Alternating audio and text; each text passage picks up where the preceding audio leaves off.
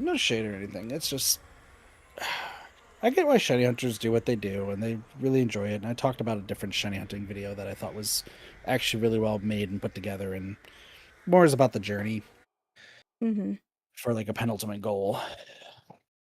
But there's just some out there that it's just like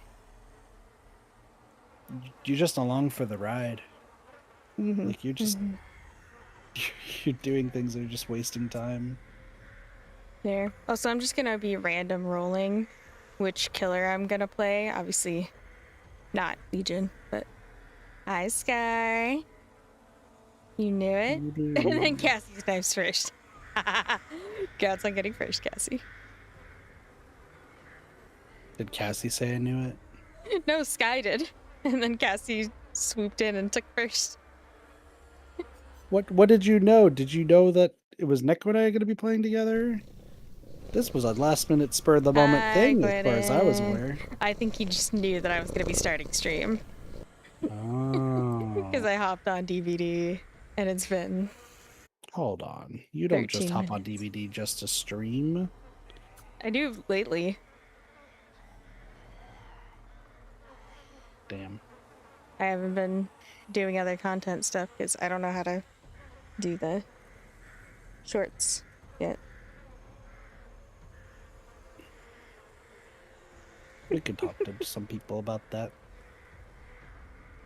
I know how I want it to look. I know like exactly what I want to do. It's just the execution that I can't. Welcome to the club. Sorry, I'm yawning.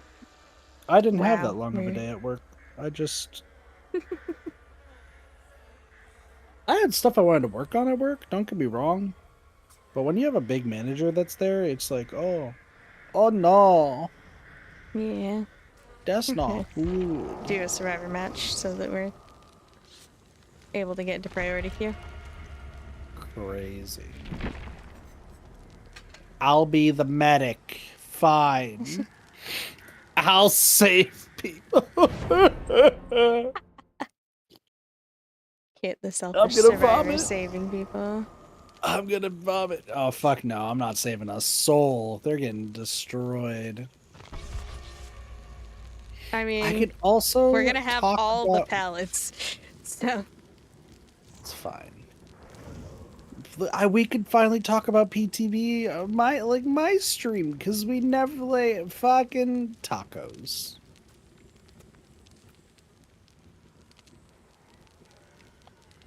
That's a choice. Listen, the Chrisu. Every time I see it, I read it as Kraus, even though I know that's wrong. Yeah, that's fair. But hear me out, chat. Well, it's good thing you're not in the gate that button. Apparently when I say hear me out, that's a bad thing to say. Another cat pun. It is when you're trying to... In that instance, it was. What are you talking about? It was the great time to say that. They're not going to put it out with the chapter. They said it'll be in a future PTV. So. What's going to be in the future PTV? The anti-tunnel system. Oh. Yeah, overall, like...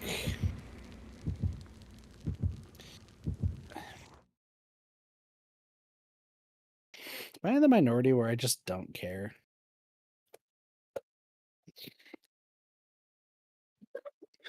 Like, the Krisu seems like a great killer. Watching it actually seems like really fun. Why is the baker's favorite animal cats? Because they like to loaf. That's fair. But Krisu looks fun. Myers, I think people were like fucking traumatized by the fact that Myers changed. I Twitter was like, what about that? I don't give a shit. It literally, everyone is either, oh my god, yes, this is great, or what the fuck did you do to Myers? This is terrible. Like that, yeah. That's literally it. That's also like every like PTB. I forgot we were looking at a survivor and I was getting ready to go stab people as ghosty and I was like, oh wait, never mind. Yeah, I frankly, at the end of the day, like all the different like updates that they did, Slugger, it's Huntress and Wesky. Weskin.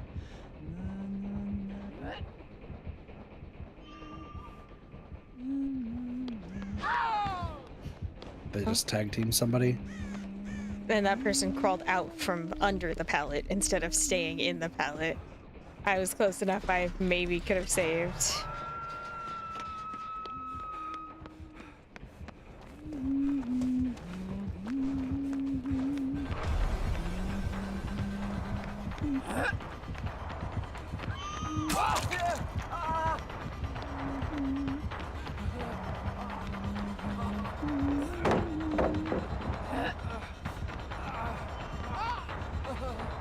Listen, at the end of the day, what happens, happens, don't care.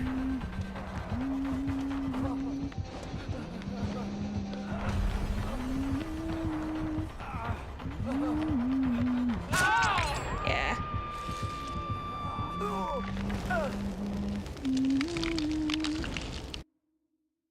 I don't think anyone's saving our friends. Nope, nobody is... Oh, someone's coming, kind of. I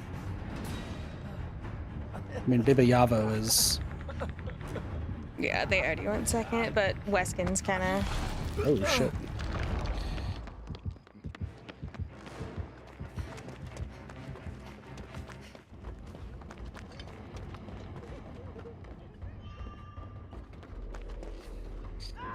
Fuck.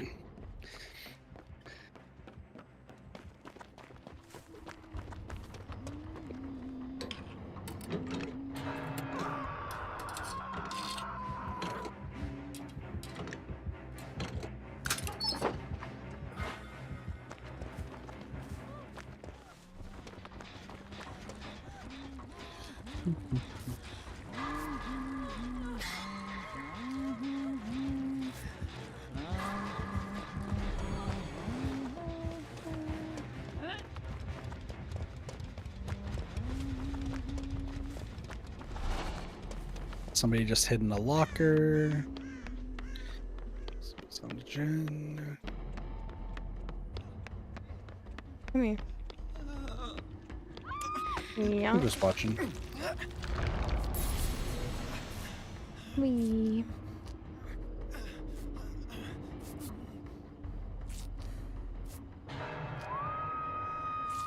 First game's always rough because it's like glitch-tastic and lag-tastic.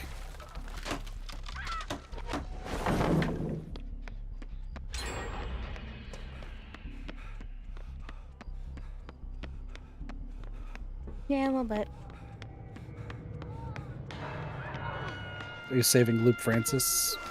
Or Dope Francis? Sorry. Yeah. Nice.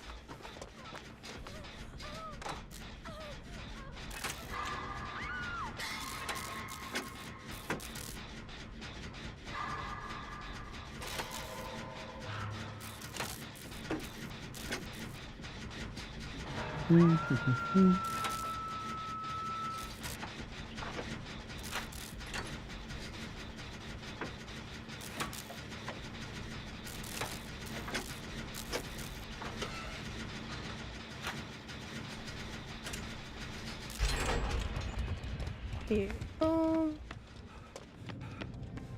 I'm saving time, but Oh, oh, oh. Both killers are far away, so... they're right next to my gen, so...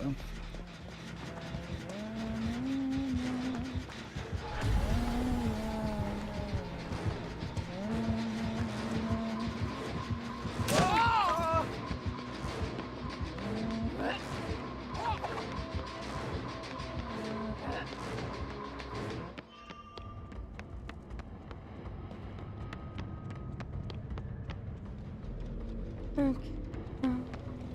She's just guarding that one gen.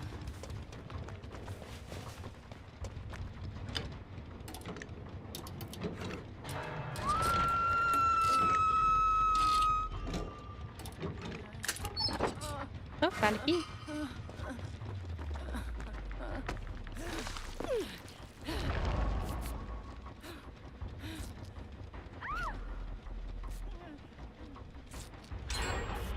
Just need to go back to fixing this gen.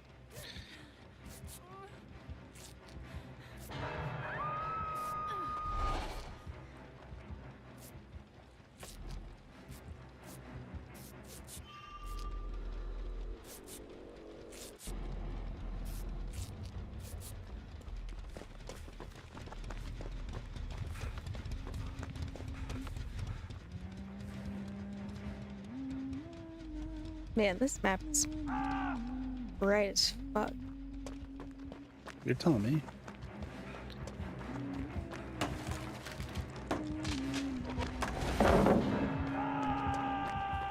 Huntress is just nodding her head, but she's just staying near the same gen.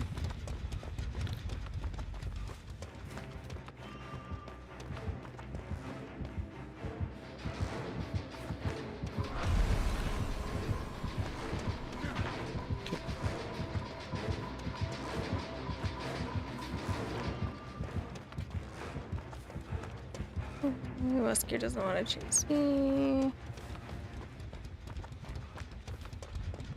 Interesting. Oh my gosh, I can't see shit. Oh, hi, Wesker. What the fuck? Woo!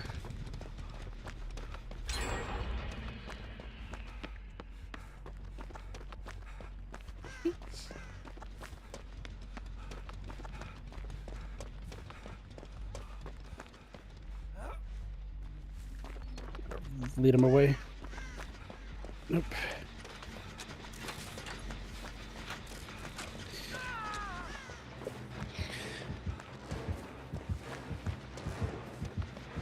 Yeah, they're trying to guard the same gen. It wasn't really working out too well for them.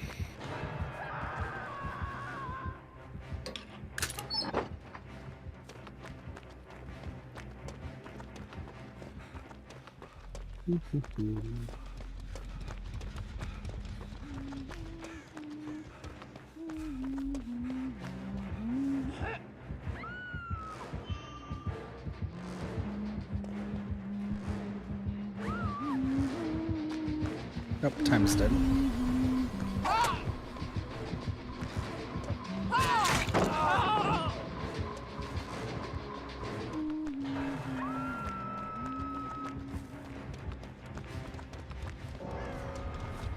Yes, yeah. Perfect.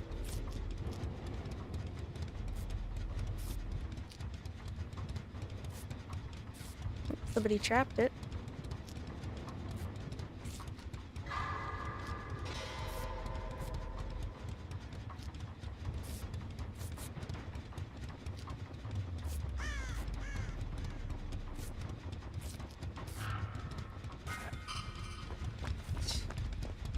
She's just staying between the same two gens.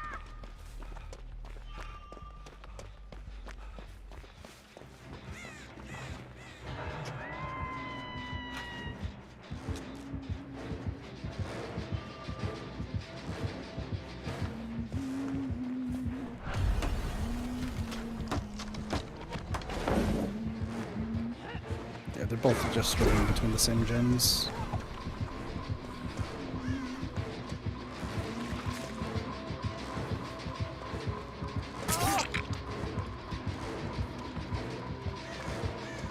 Oh, Weskin's actually chasing.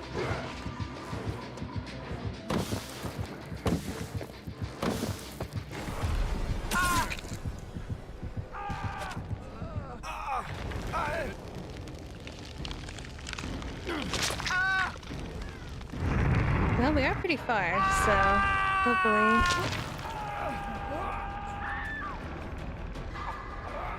Come on, Demo Real.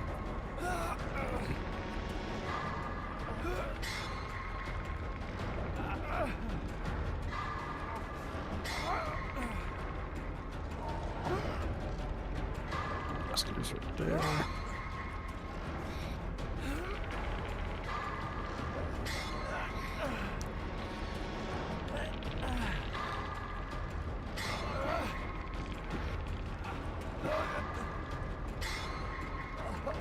Oh, there's one way out there. I didn't realize. Yeah, that's where Wesker's been staying.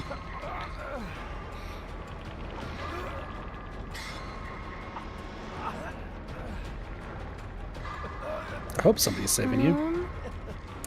Nope. I thought someone was headed towards me, and then they just stopped. Oh shit. Bye. Bye. There's a key where I died. We should be fine. But thank you. Same, you never know.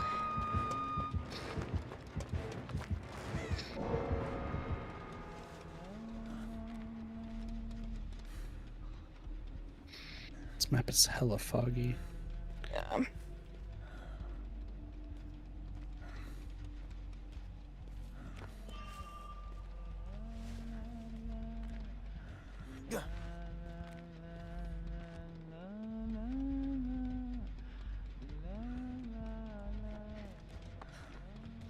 Of course, they're just running, leaving a bunch of scratch marks.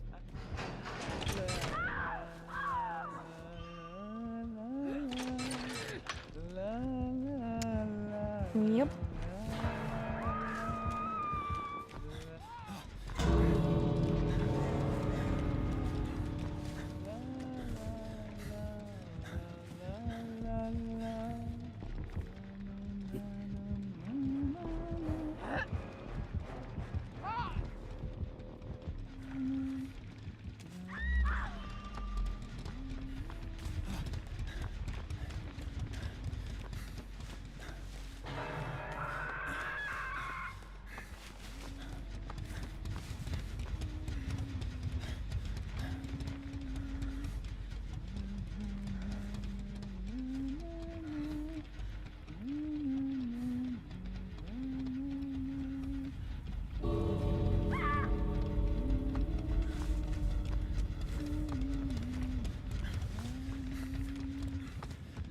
This sucks.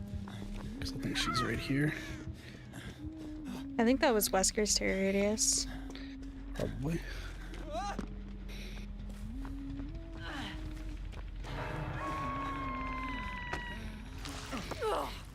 Look. Oh. Go in there. See ya. I don't even know where you died. It was right there. Right there? Okay. Yeah, it's somewhere in this corner. I think where her cage was. Where you saved her from the cage, I think that was it. Yeah, no. I'm on my way.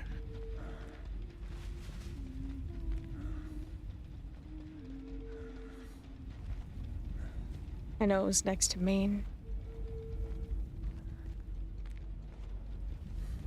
No. Hmm.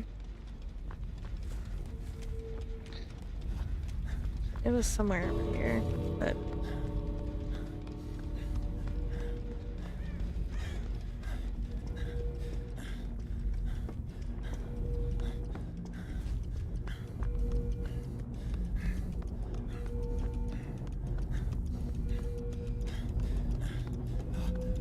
Damn.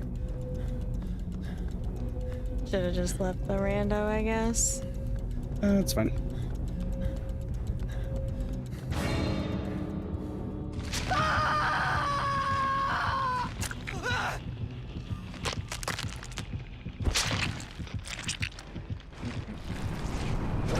There must have been a hatch over there. Probably. This map is so bright. It's hard to Yeah. see.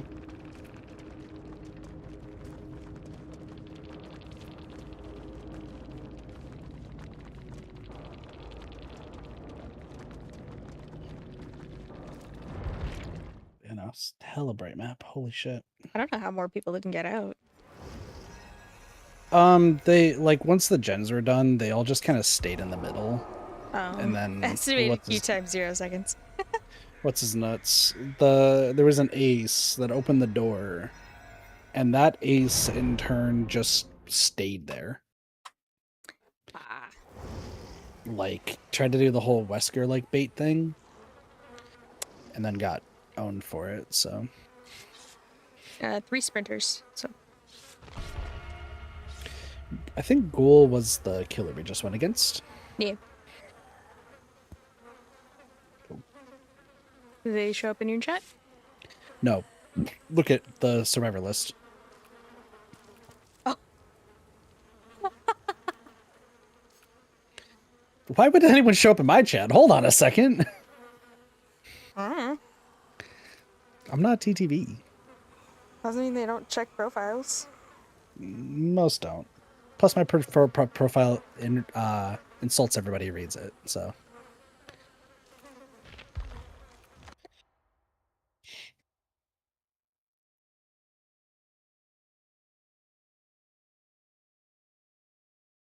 Why?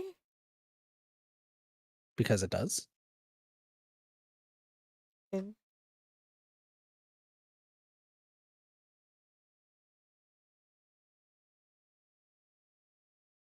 Not really. I am an asshole. Just That's all it is. not really insulting. I change it from the insulting thing. What up, You're Cassie? just like, I hate everyone equally. I'm like, oh, okay. Listen, I'm not a Not happy really person. insulting. There was a previous one that was bad, but I thought I could get banned for it. So I think I changed it later than What was it? I don't know. I just remember that I've gone through the whole ringer of it and now I just stopped caring. Wait, Oh, goodbye, Ghoul. I guess we're never seeing you again. That's Fucking really, fine. that's really funny, actually. Oh, hello.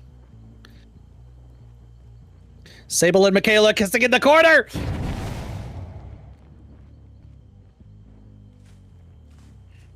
Oh, I can't see scratch marks. That's right. Yep. Fuck. That's fine. Kick this. Should be able to see.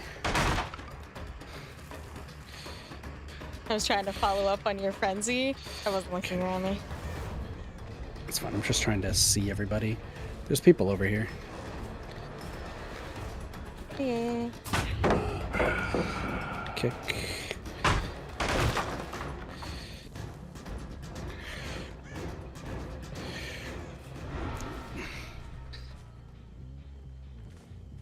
There's Sable.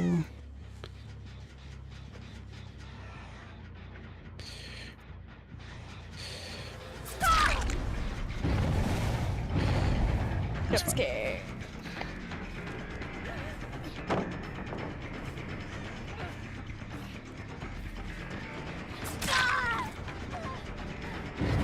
Sam got saved You fucking glitched back there, I suppose. Oh shit. That's fine.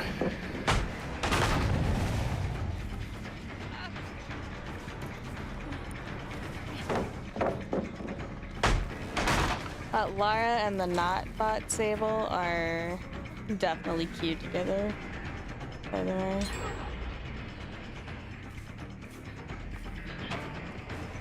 Running. Thanks for that. Oh shit. Everything just feels laggy right now. Holy hell. Oh, there's a fucking tree. And she's just throwing every pallet. God, she's so cocky. Oh no, you got saved by your friend. Oh, you see. It's fine.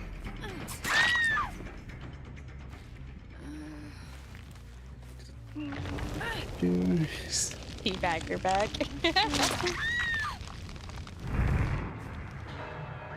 That's fine. Ooh, I'll just hear everything. Yeah, I think we're losing.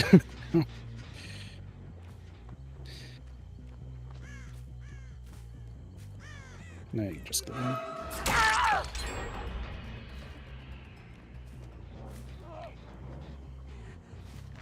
I'm undetectable, so I scared the shit out of them.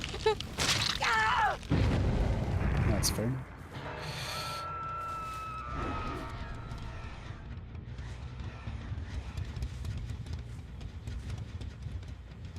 Yeah, I'm just not hitting anybody. just do this.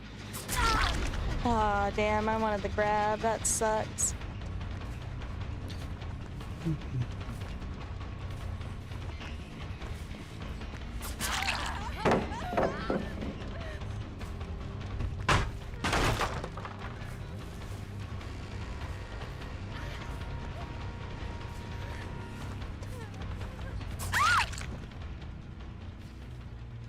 What the fuck is this shit?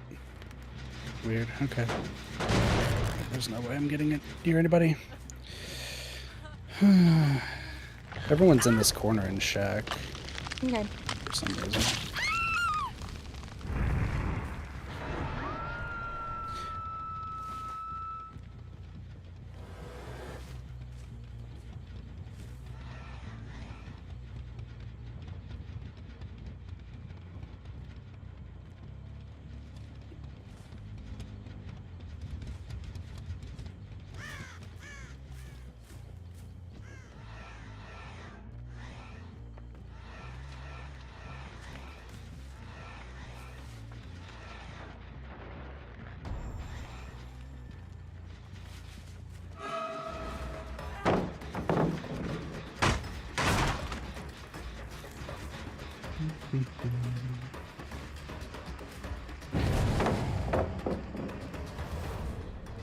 I've got 10% haste, so you're fucked.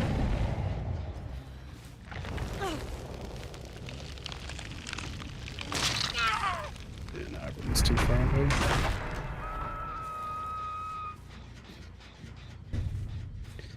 Something I'm gonna be able to do there.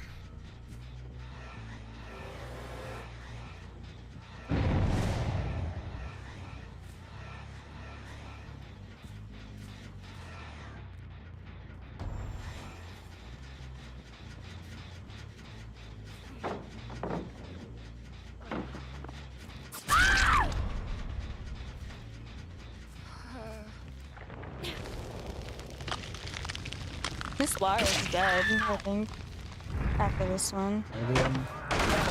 Yeah, so we can go for her. Nah. They're all together.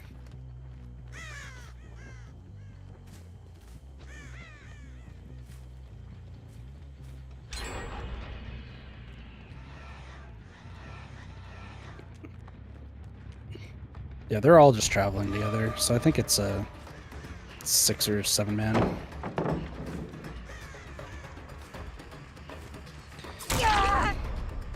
Beautiful.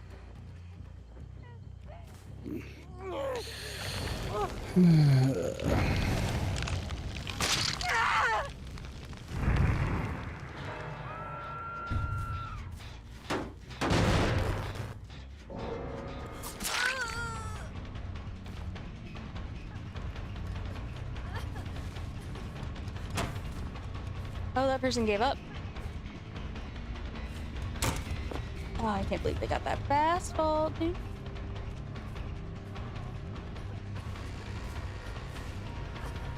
Goodness gracious, what is with that distance?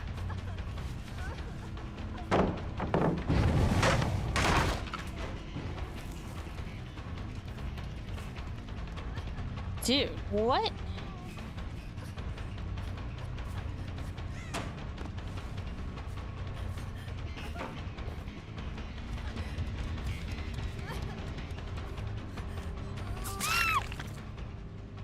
Crazy.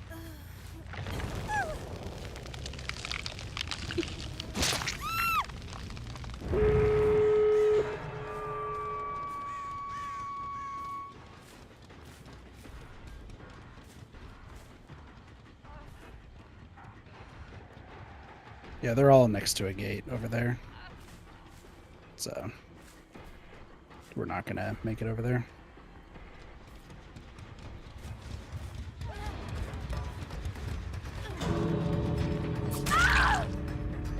Gotcha, bitch.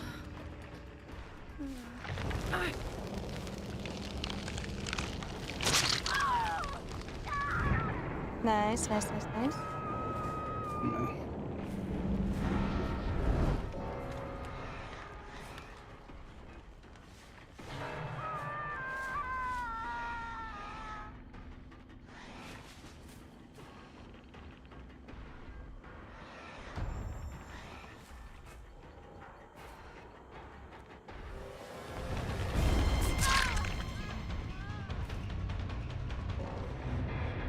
Still got 3 of them.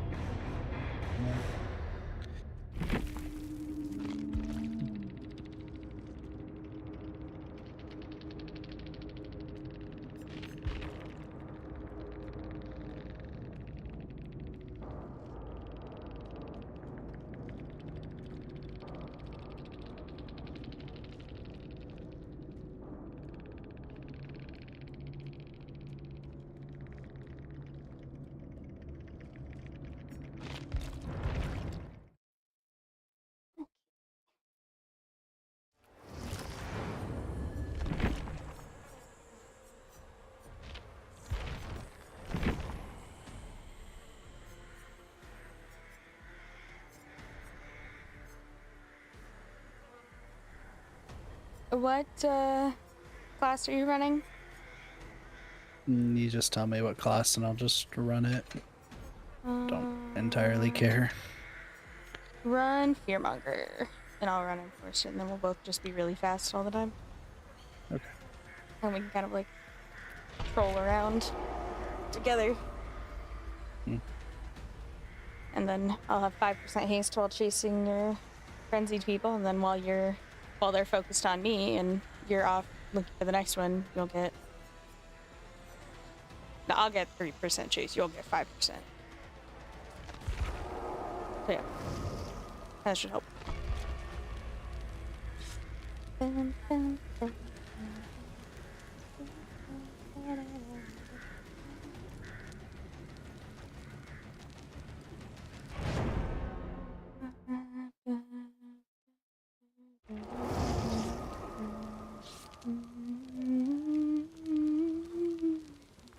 Oh my god, I'm gonna just have to spend the whole match laser focused on pallets.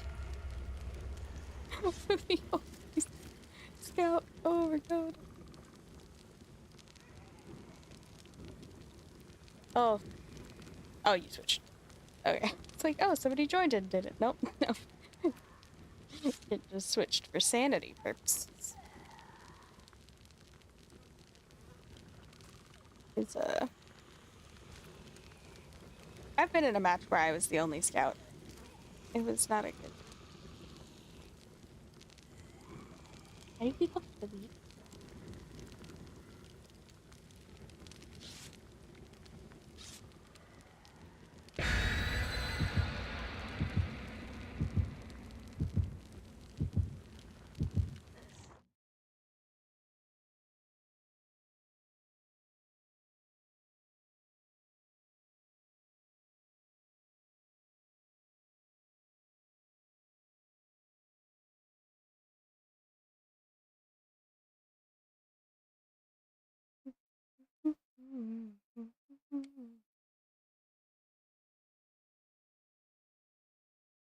Getting close to being under 24 hours on the timer. Again. Oh, RE killer.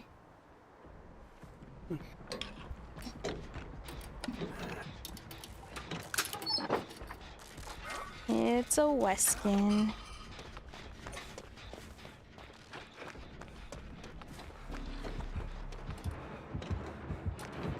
Oh, it's Legion and Wesker. Ah.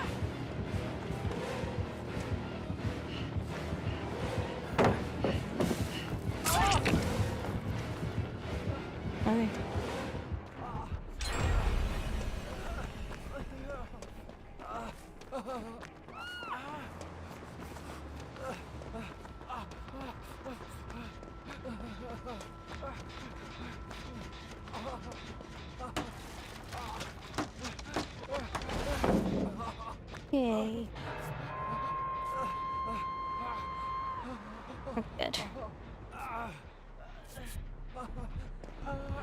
I did not mean to fully mend. I was not paying attention.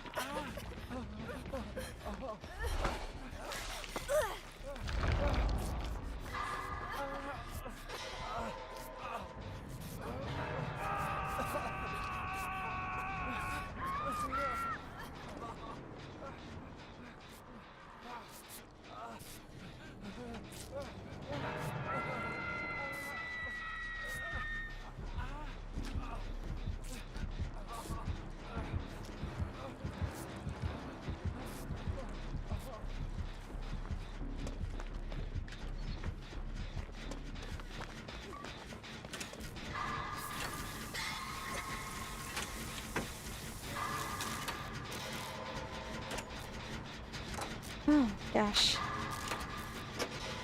This clutter is very strange. The healthy one, not the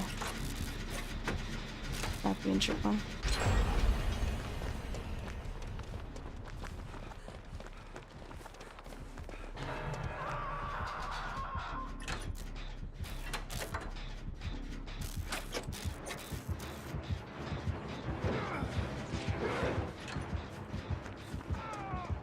Rip.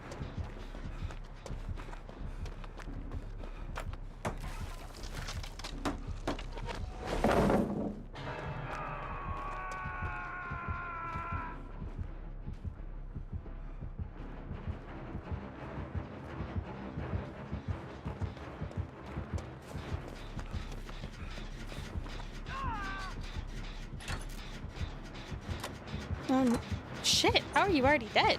What the fuck?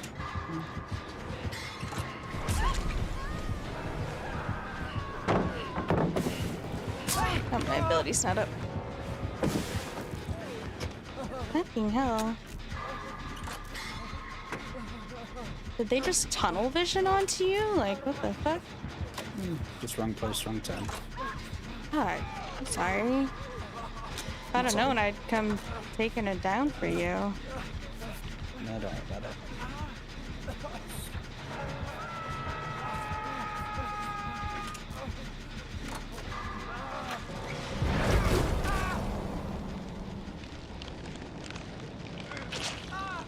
Come on, yes.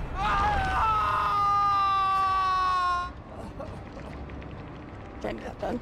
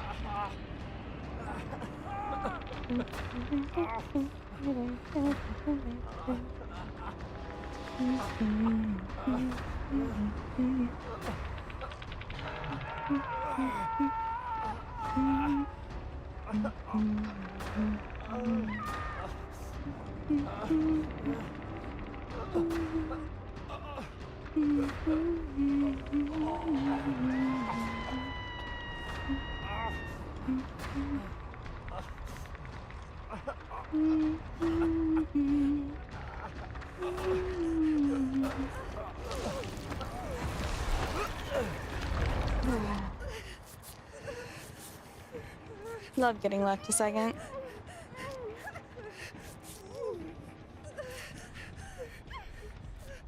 We just heal, guys.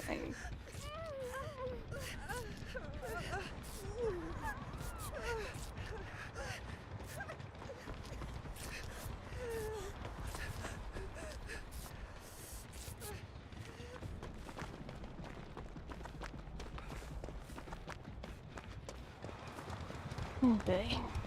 Well.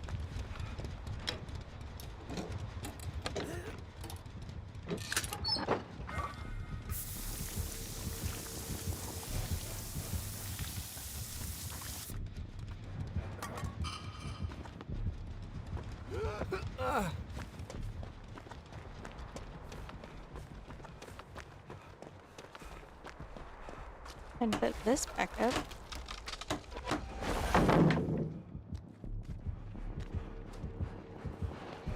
Oh, jeez. I guess I'm not doing that, Jen, then. Dude, I just put that up. Come on.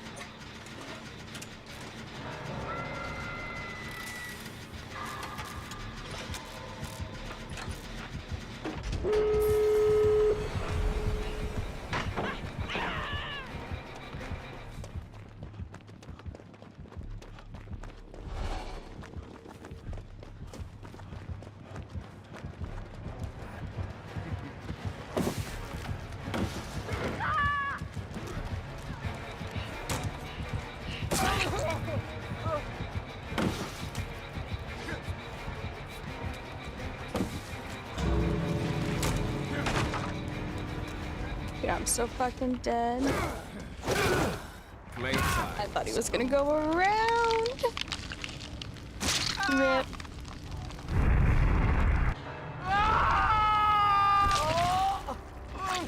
No. Oh, fuck. Stealth Weston.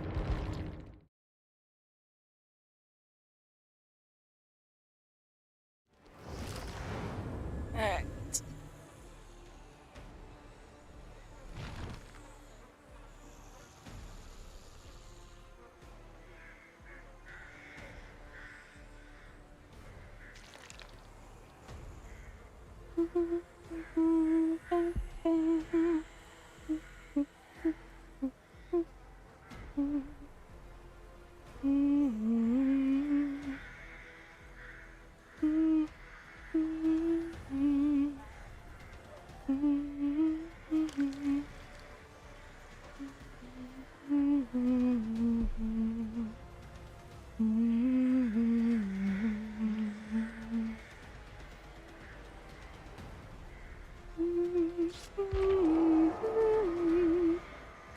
It's not bad, not bad.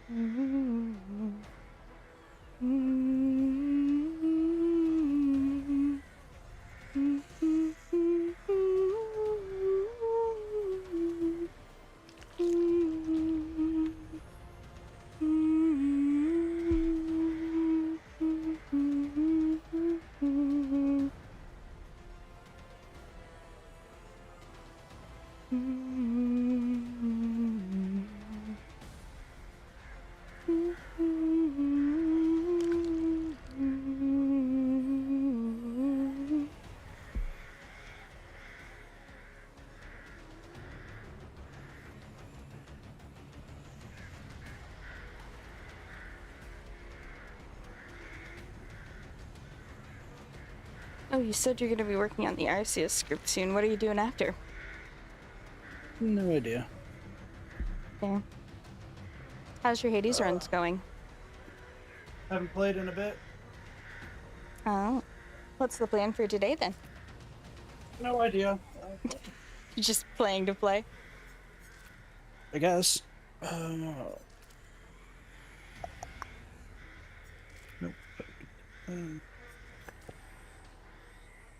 I wasn't sure if there was some kind of like completionist thing that needed to get progress. I'm it. Fair enough.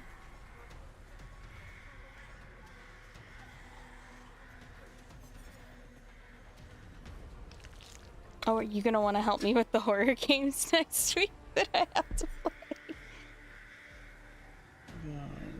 We'll see. I have 7 different horror games that I have to get through. I'll make Seymour help me with Phasmophobia. I know he's with it. And then I think Mars said he was gonna play. I have RE2, Little Nightmares, Little Misfortune, Inside, Dullmare, and At Dead of Night.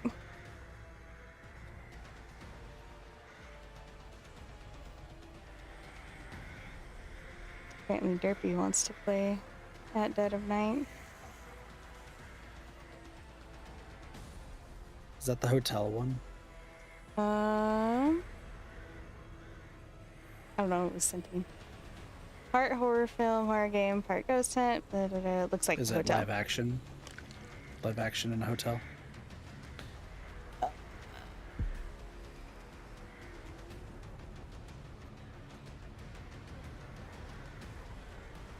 It is hotel. Live action. It's realistic. No, I don't know about live action. No, it's live action. I know exactly what game it is. I hope you don't plan on completing it. Why? Because if you do, you're in for a terrible time. I have questions.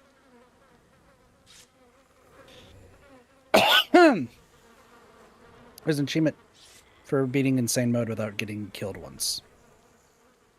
Ah.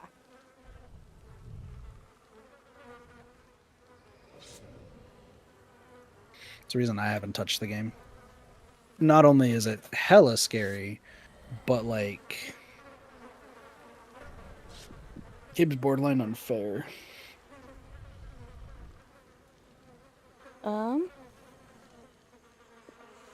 Maybe I'll yell at Derpy to help me. Even though, since he hasn't played, he probably doesn't know anything about it. I'm sure I can find a, like, guide thing to help with getting... Somebody did make a guide just, like, kind of telling you what to pay attention to when it came to how the game works. Mm-hmm. Maybe I'm gonna suffer no matter what, but... Yeah. It'll probably be on a list of, I might 100% this eventually. But I also have 200 games on that list, so, you know.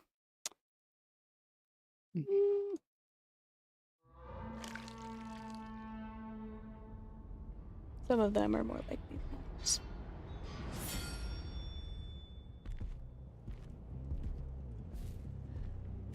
Buddy boy, let's get it.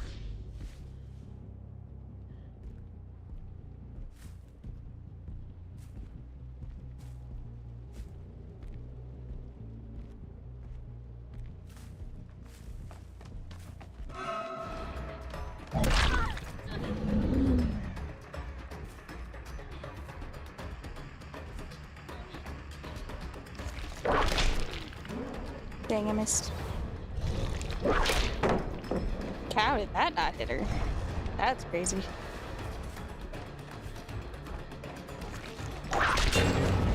There we go.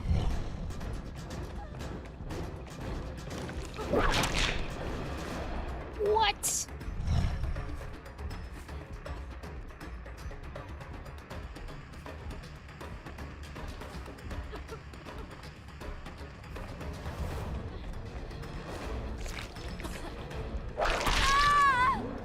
There we go. Oh gosh.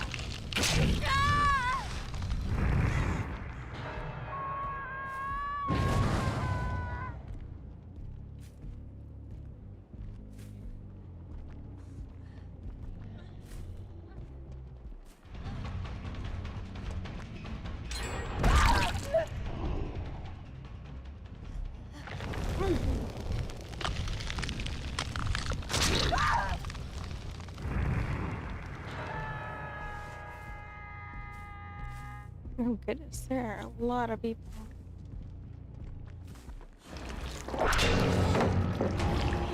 Beautiful, there we go.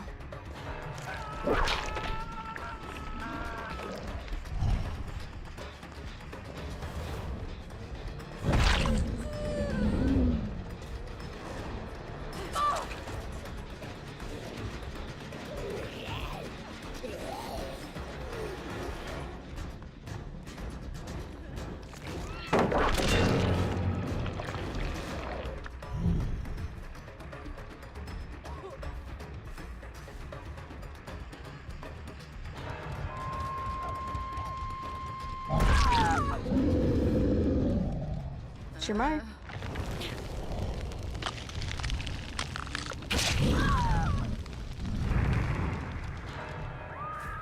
Right. Yeah.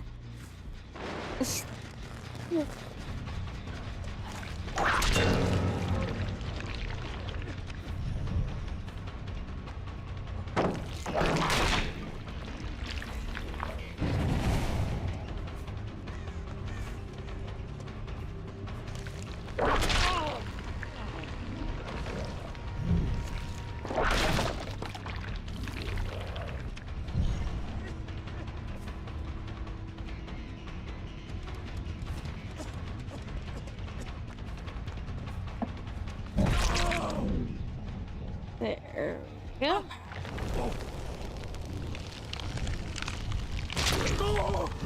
Sky, it's too scary. Oh my goodness.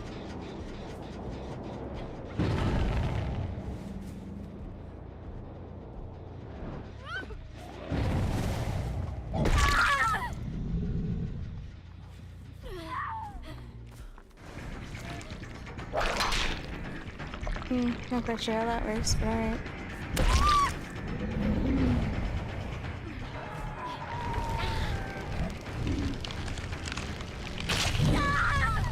Also not sure what the plan was here.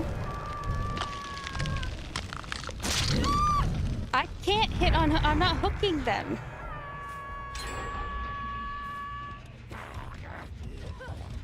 I thought you were being sassy because I'm not in a hook-based mode.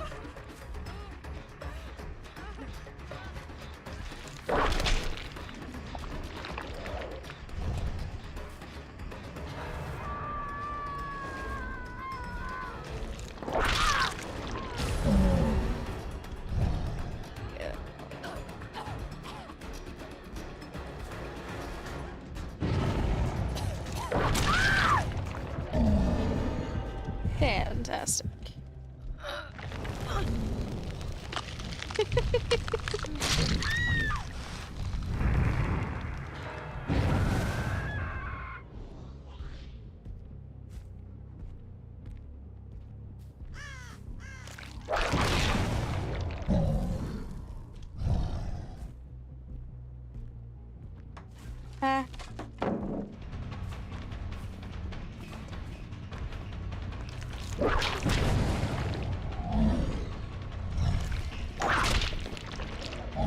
Dang, can I hit this?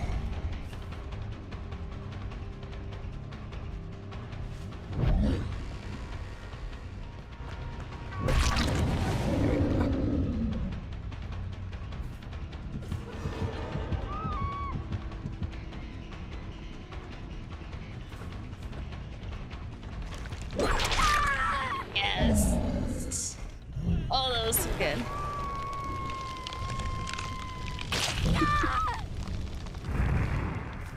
Nick. Interesting, interesting.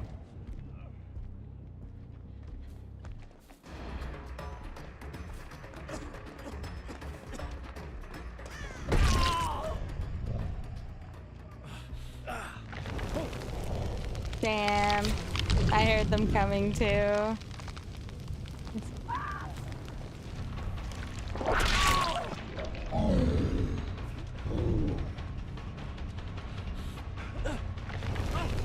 Anyway. How are you doing, Sky? And how are you, Mud? And hi, Jinx. Thank you for the random fact, as always.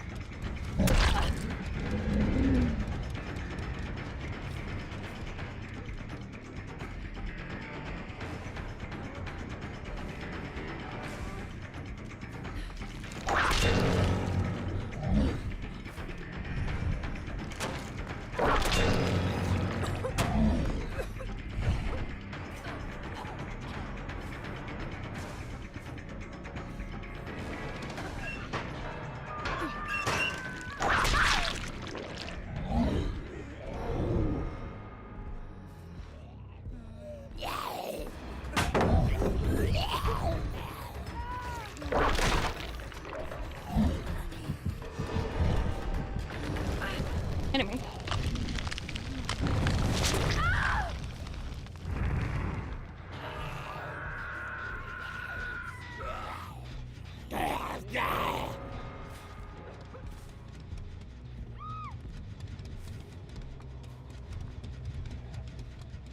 What?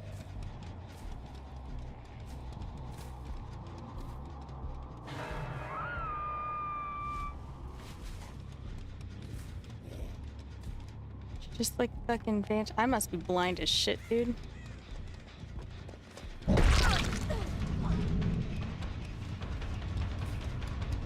And this Sable apparently has no idea what she's doing.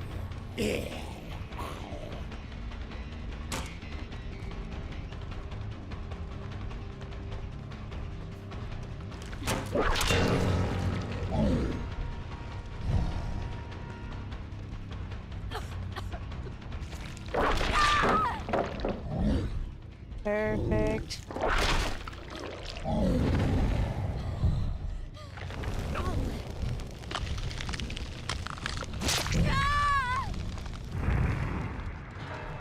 Sky, you're so sweet.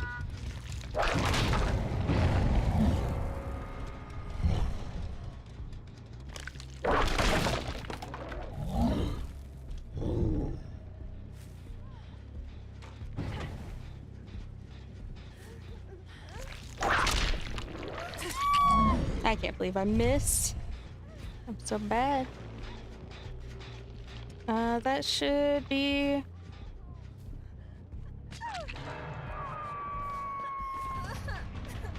Why did you teabag and lose your distance?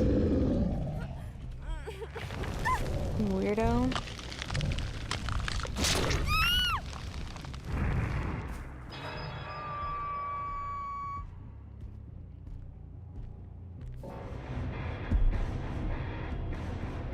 Oh gosh, that was a good one.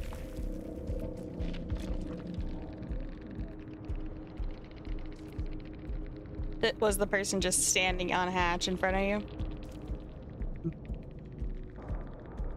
Hmm? No. Oh, okay. You were just standing still, so I wasn't sure what was going on. 30 left, so.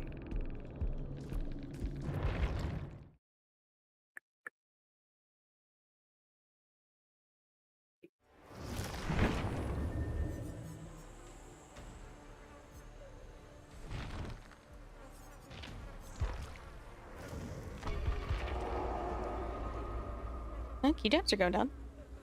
Well, it's 18, now it's 17.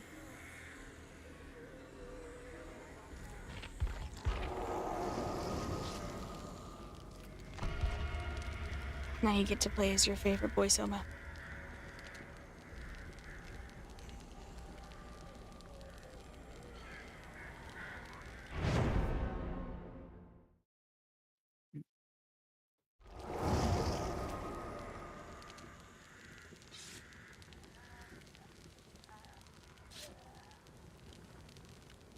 I did remember to do the word of the day.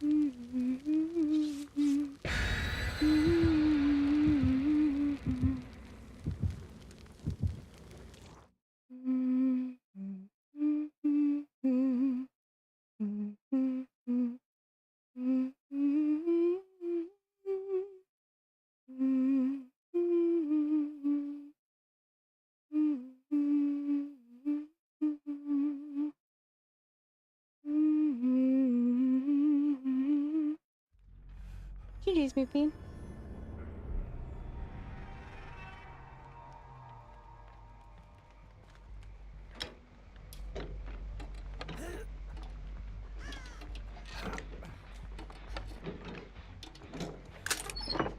Ooh, purple flashlight. Will I get a save? Probably not.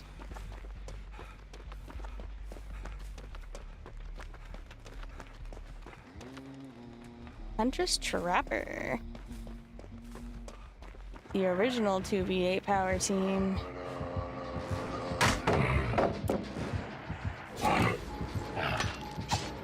Oh!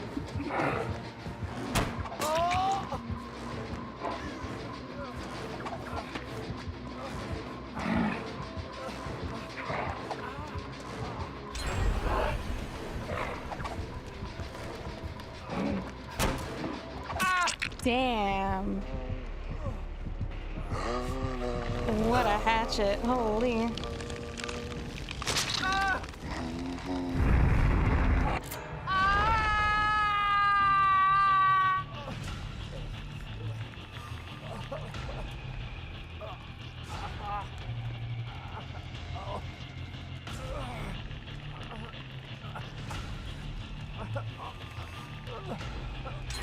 Enough of distraction to get almost 3 gens done.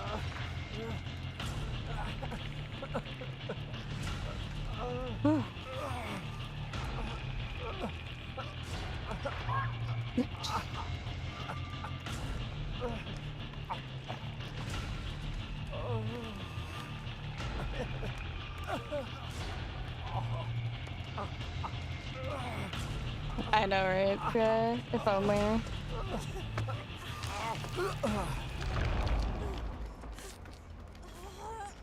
Only I could actually get faves.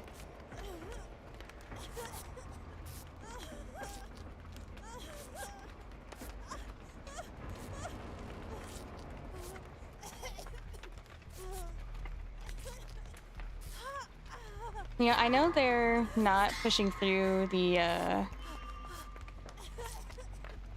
anti-tunnel thing, but I think there's a couple of things they should absolutely push through, like the elusive pop unhook. I think that's just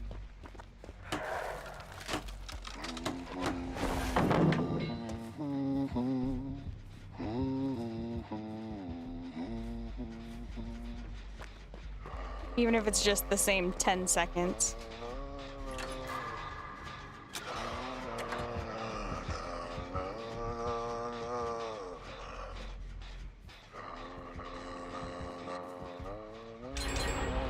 Oh shit.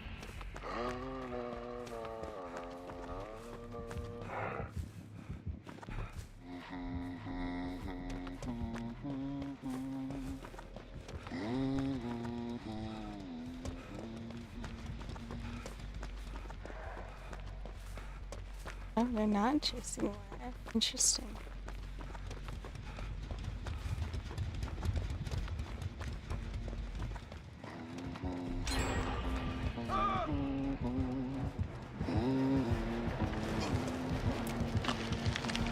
How is that at an angle? Holy shit, what?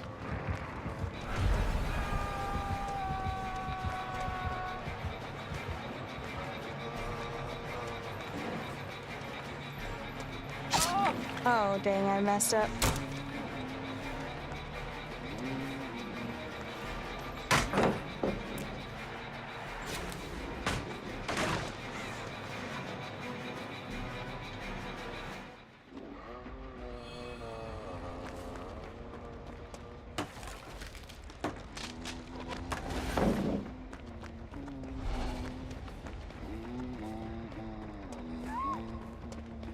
Use a pallet, immediately rebuild it.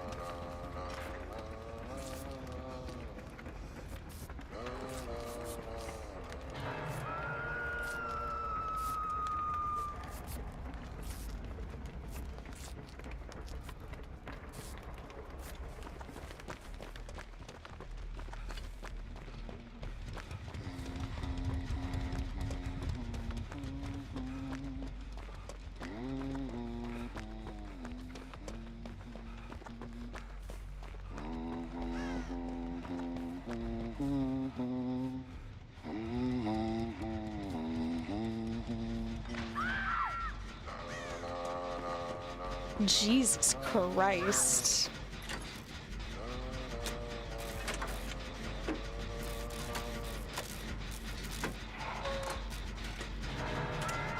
That was insane. Are you kidding me?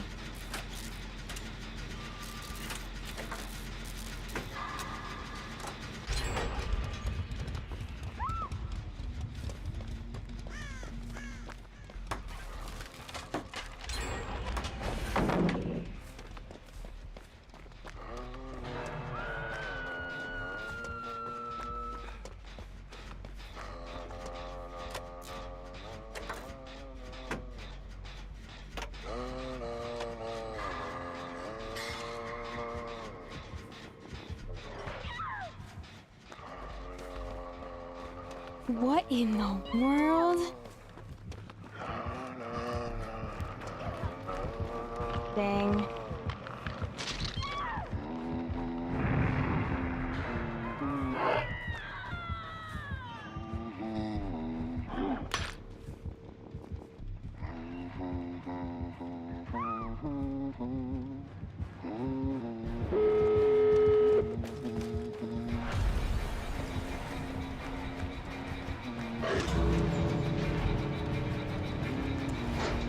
Interesting.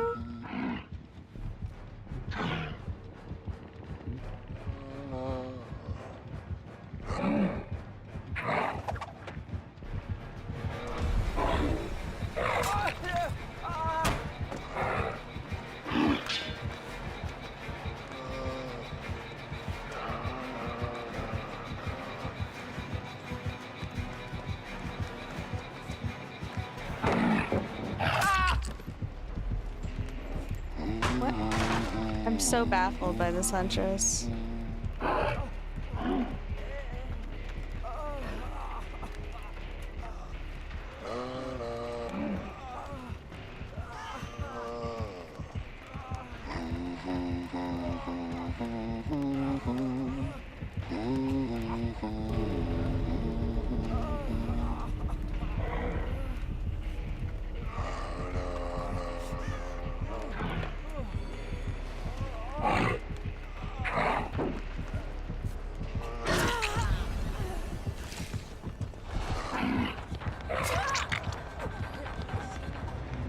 Wild. Well, another purchasable flashlight for the collection.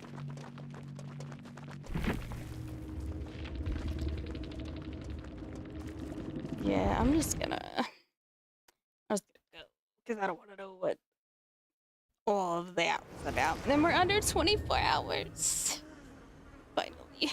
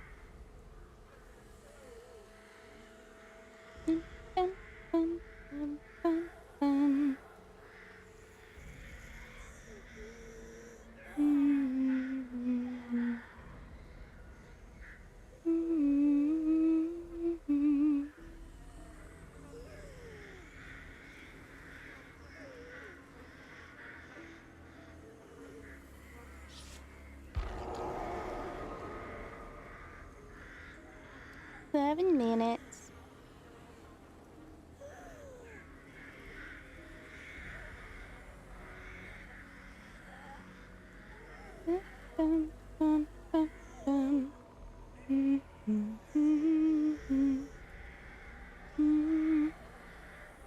Ow.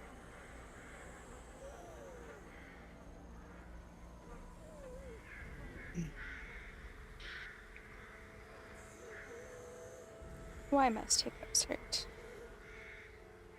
Seems like a design flaw.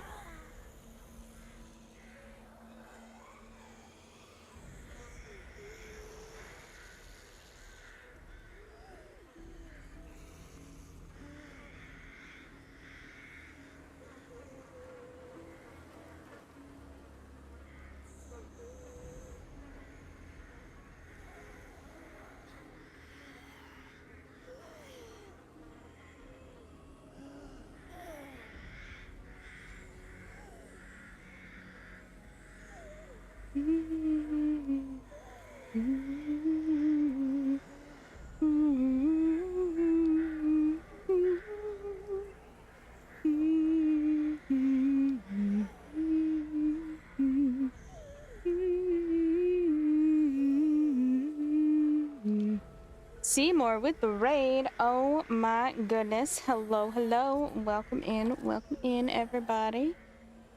Why is that not closed?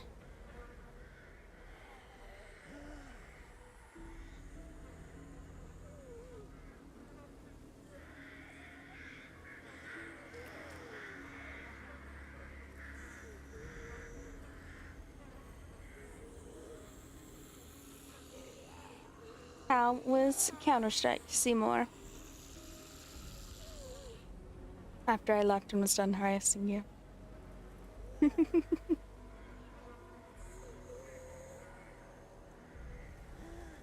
You want to say fun, but rip. That sucks. You seem to be doing all right when I left, yeah? Is that what did it? I left and you were no longer having good games. I'm so sorry. Or is it just Counter-Strike and that's how it goes?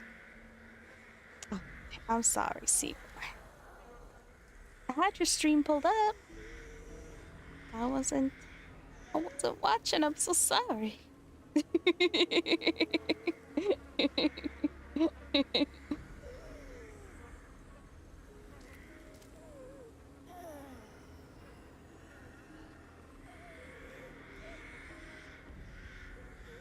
Oh, Seymour, I also forgot. Earlier, I meant to ask you if you would also be willing to join for Phasmophobia sometime next week. I have to, like, pick a day, but...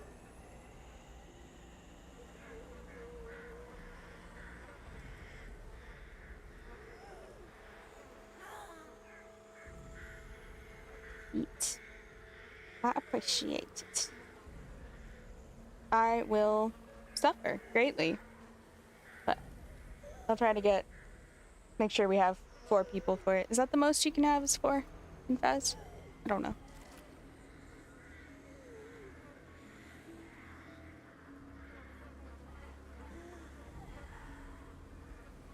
I know. It's 4, okay. Good to know, good to know.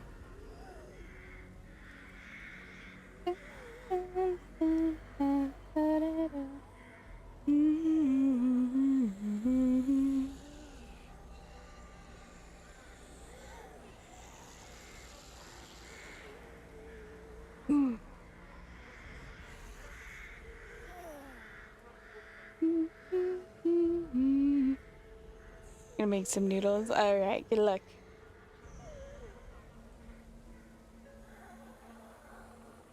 We'll be here.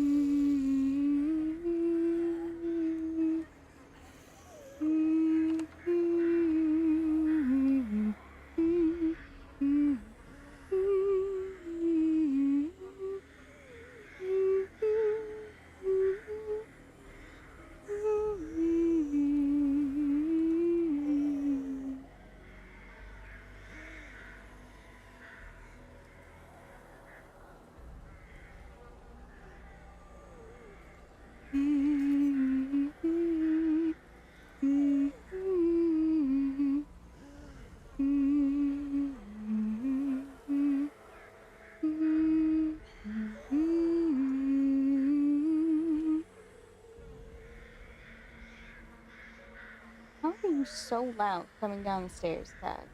You weigh like 5 pounds. It should not be that loud. Your sister, who's like 7 pounds, makes next to no noise when coming down the stairs, and you just thump down the stairs like nobody's business. Just insane. Like,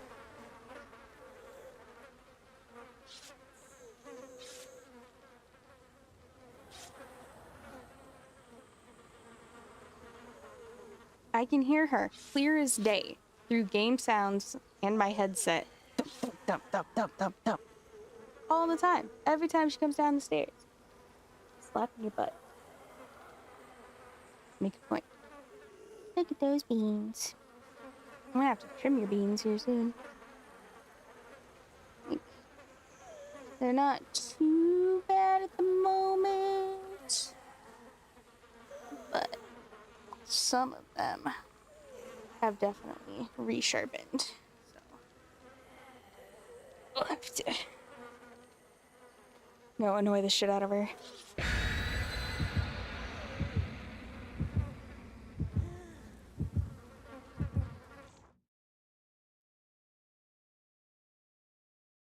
Because she hates it. She hates having her nails clipped. She tolerates it because I'm doing it. Gwen, no fucks. She doesn't care who it is. She does not want it done.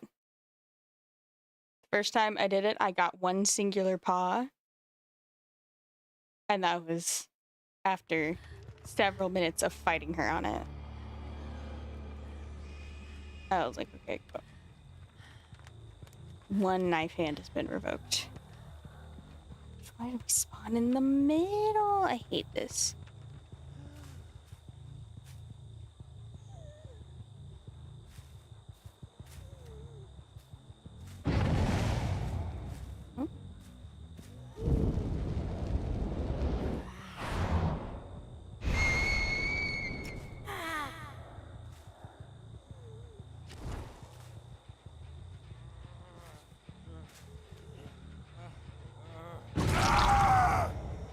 What's up, buddy?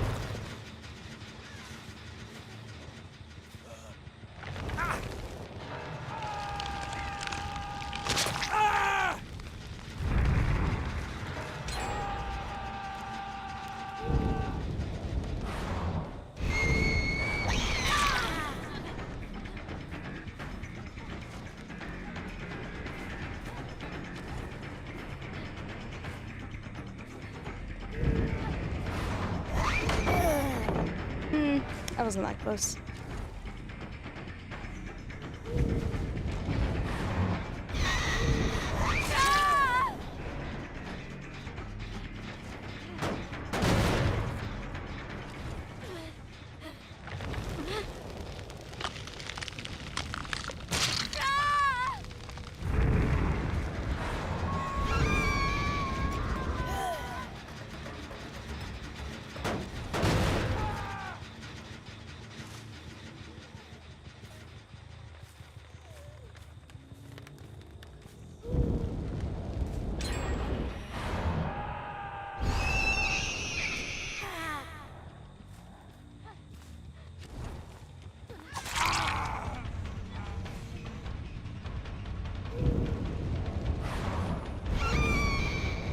How is that back up? Oh, what?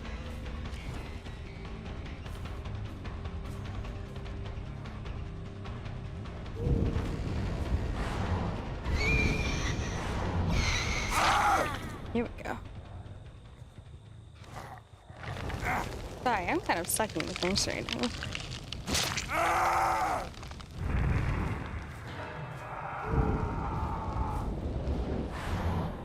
Ah.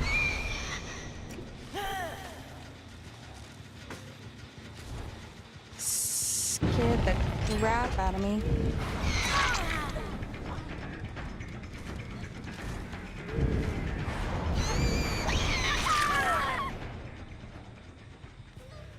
That was weird and glitchy.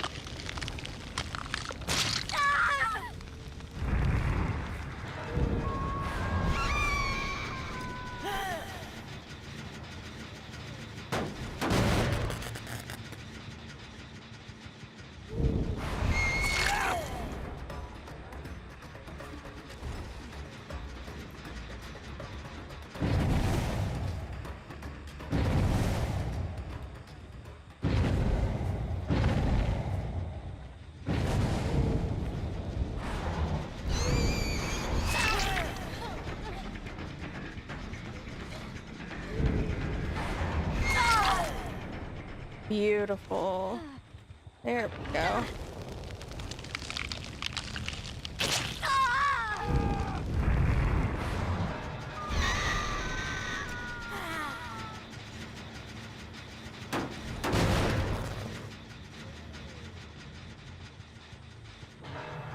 Oh my gosh.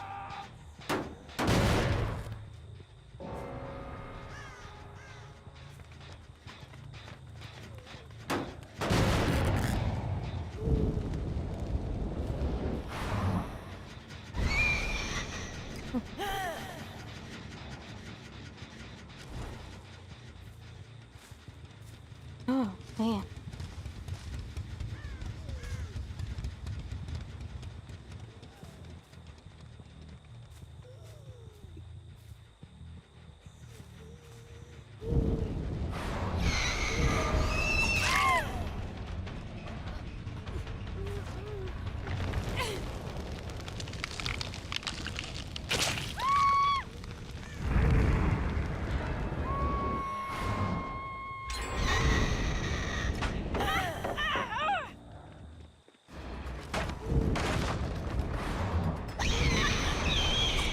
What? How did I end up on this side of it, huh?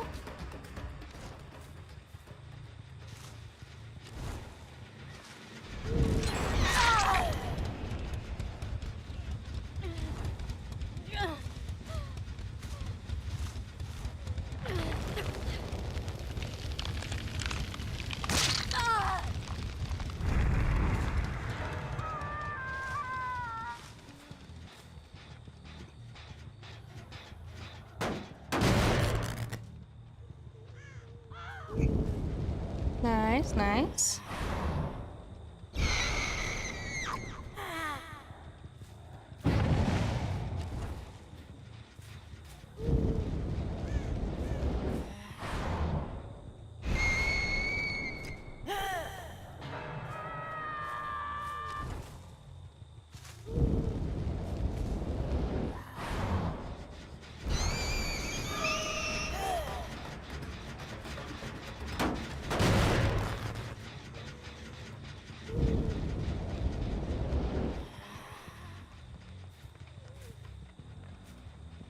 What the hell?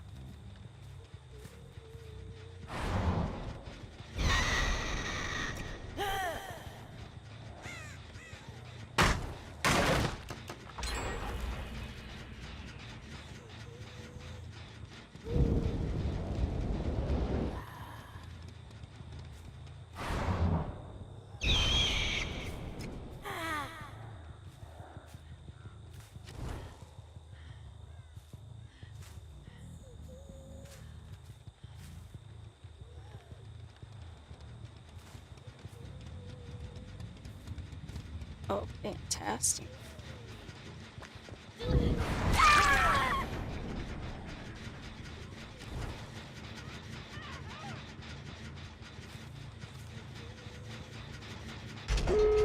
Oh, shit.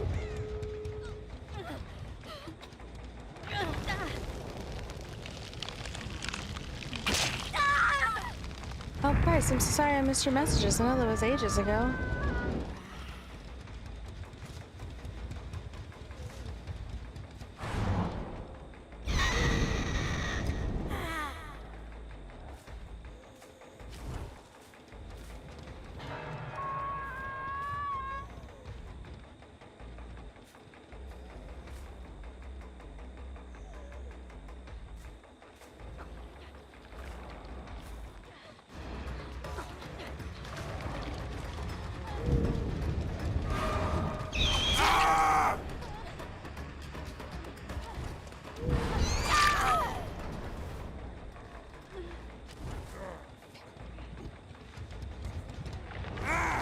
Oh my gosh. I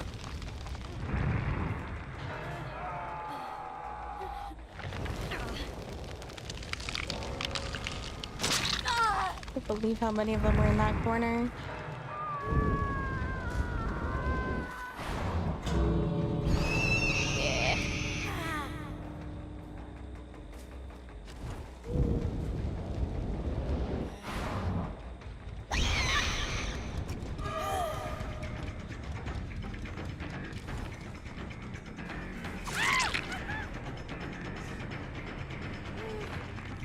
Bye bye.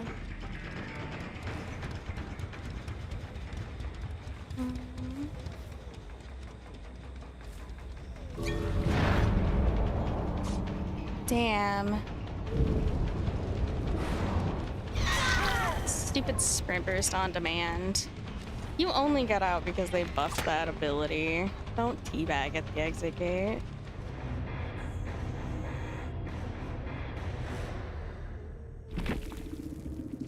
They gave you press button wind chase. Don't act like that requires skill.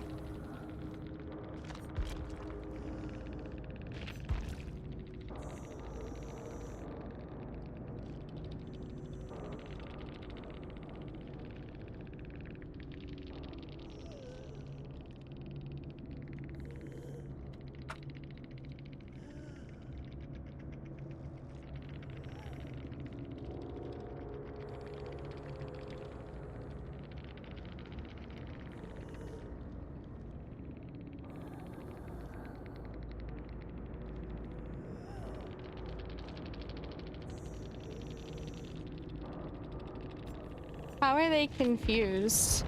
Like, GG's, man. Like, don't be mean to people who are clearly having a rough time.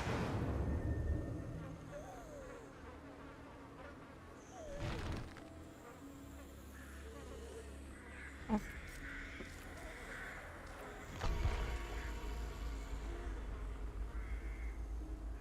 I'm just rolling a d10 on which killer to play. Mhm. If you would like me to stick to a specific killer for your sanity, I absolutely can. I just Who? can never decide.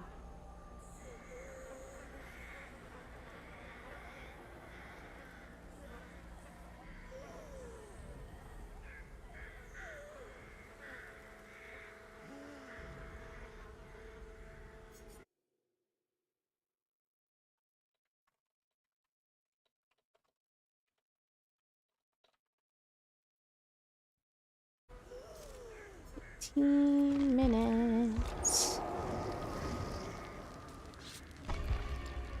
Get in that priority queue.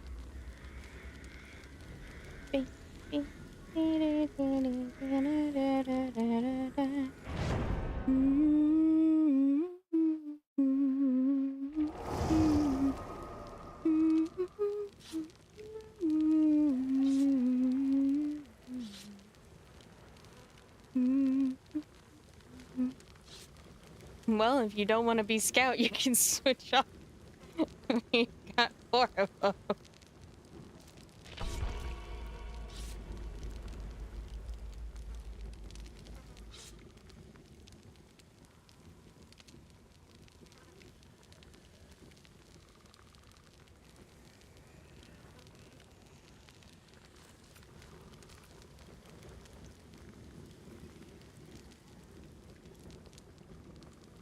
I don't know that 4 escapists is better. But it is what it is. duck is hungry. When a clock is hungry. I read that as duck. Hi, Nimrod. Good luck. Back 1 second. Very nice, Snake Eyes. Very nice.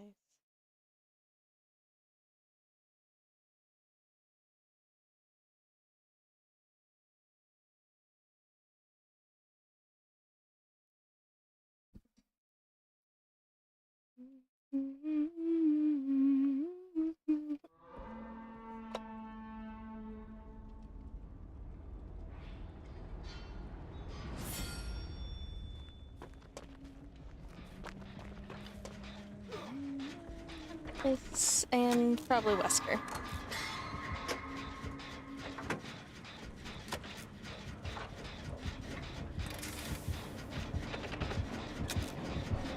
Oh, Nemi.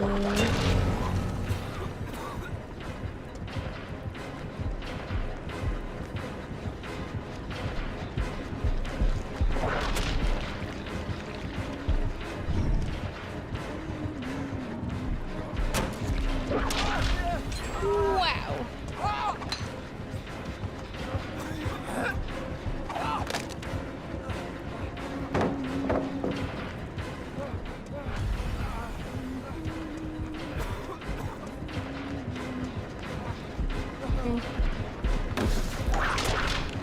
Oh my god.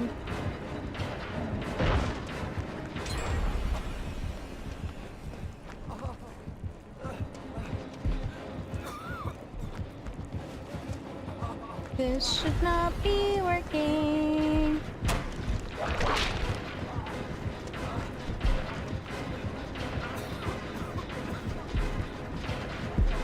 Oh no, I fucked up. And he fucked up more.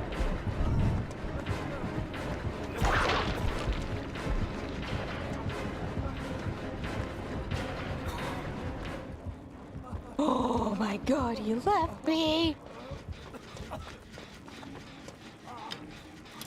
I can't believe I looped both of them to the point that they left me. That was crazy.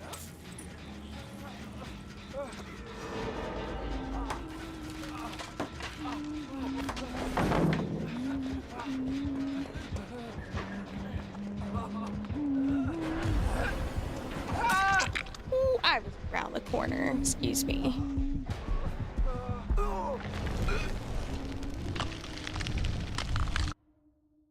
Rip.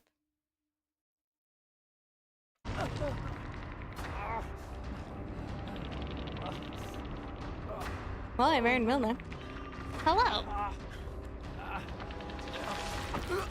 Thanks, guy.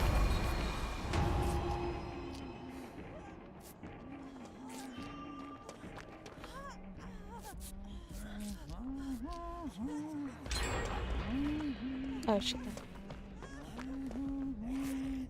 Never mind. This huntress doesn't know what she wants.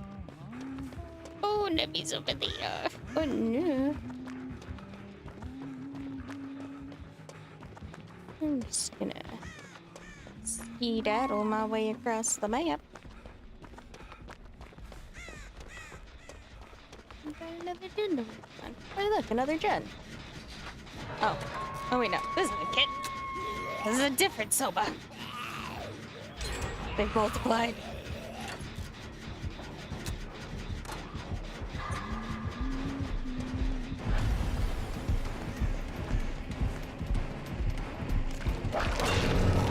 Again, I was around the corner.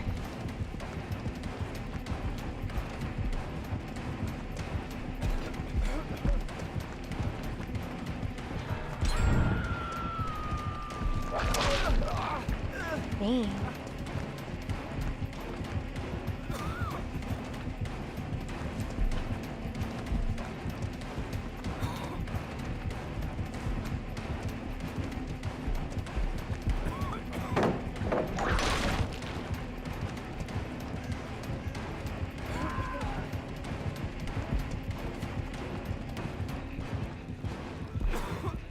Oh, I messed up.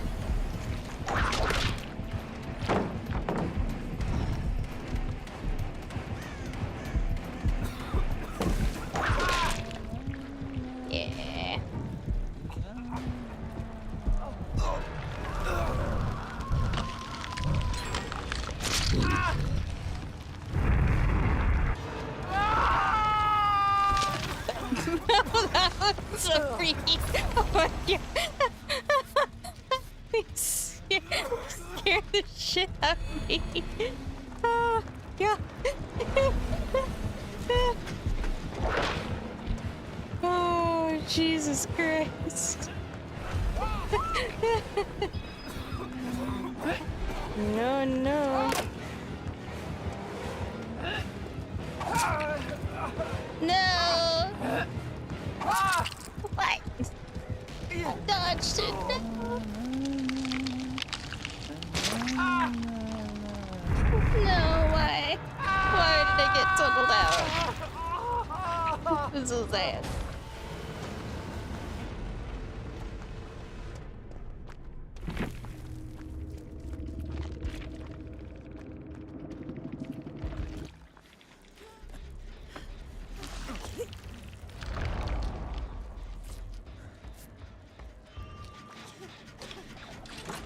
You know, I'm a little unsettled by the fact that every time I'm queued up with somebody and I go to spectate, they're number 6 on the list. Every time. It's really weird.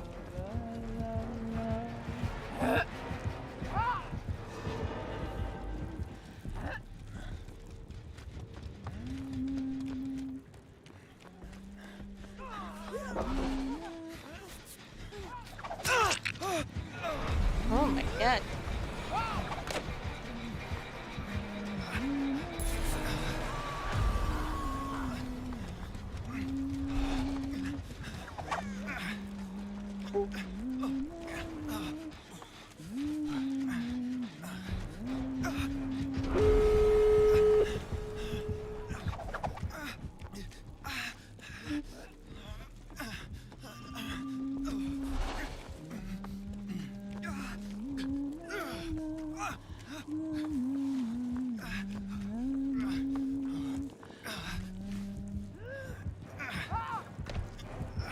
That was a choice.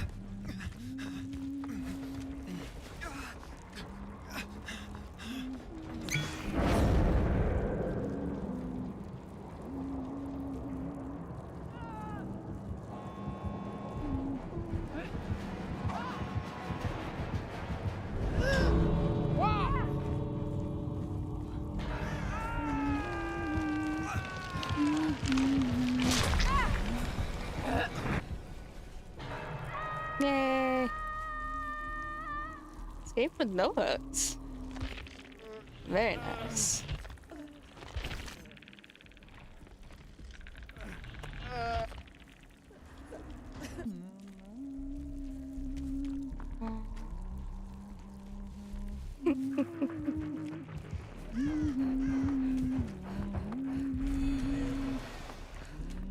Very nice, thank you. Very nice.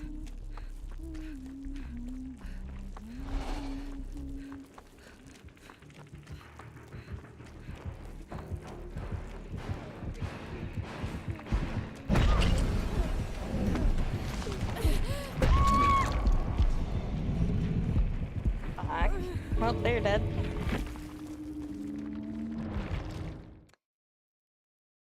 GG.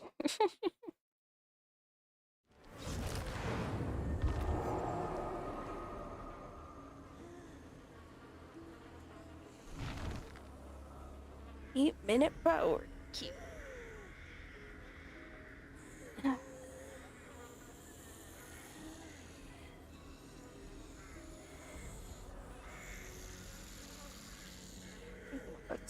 I think I might keep reading the one I started the other day, if that's alright. Unless, you had something else in mind.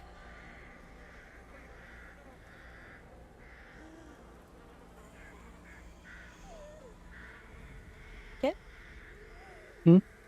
I was thinking about continuing reading the book I started the other night, unless you had something else you wanted to do while we waited.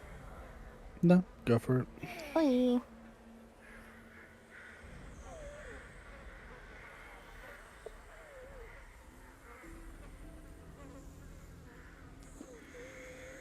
Well, I'll jump back a paragraph from where we left off.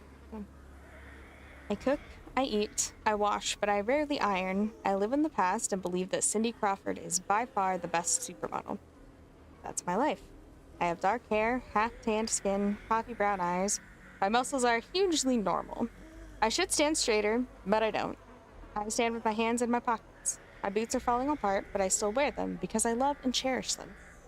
Quite often, I pull my boots on and go out. Sometimes I go to the river that runs through town, or I go for a walk to the cemetery to see my father. The doorman comes with me, of course, if he's awake. What I like best is walking with my hands in my pockets, having the doorman next to me, and imagining that Audrey's on my other side. I always picture us from behind. There's a glow turning to darkness. There's Audrey, there's the doorman, there's me, and I'm holding Audrey's fingers in mine. I haven't written a song of Dylan proportions yet, or started painting my first attempt at surrealism, and I doubt I could start a revolution if I tried, because apart from everything else, I'm a bit of an unfit bastard, though I'm lanky and lean, just weak too. GG's, new friend. Mainly, I think the best times I have are playing cards or when I've dropped someone off and I'm heading back to town, maybe from the city or even further north. The window's down, the wind runs its fingers through my hair, and I smile at the horizon. I'm reading a book that's called I Am the Messenger by Marcus Zusak. Or sometimes called The Messenger, depending on where you buy it from.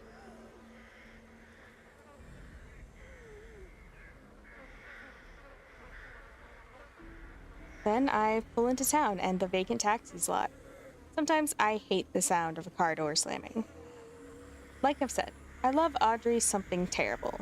Audrey, who's had plenty of sex with plenty of people, but never with me.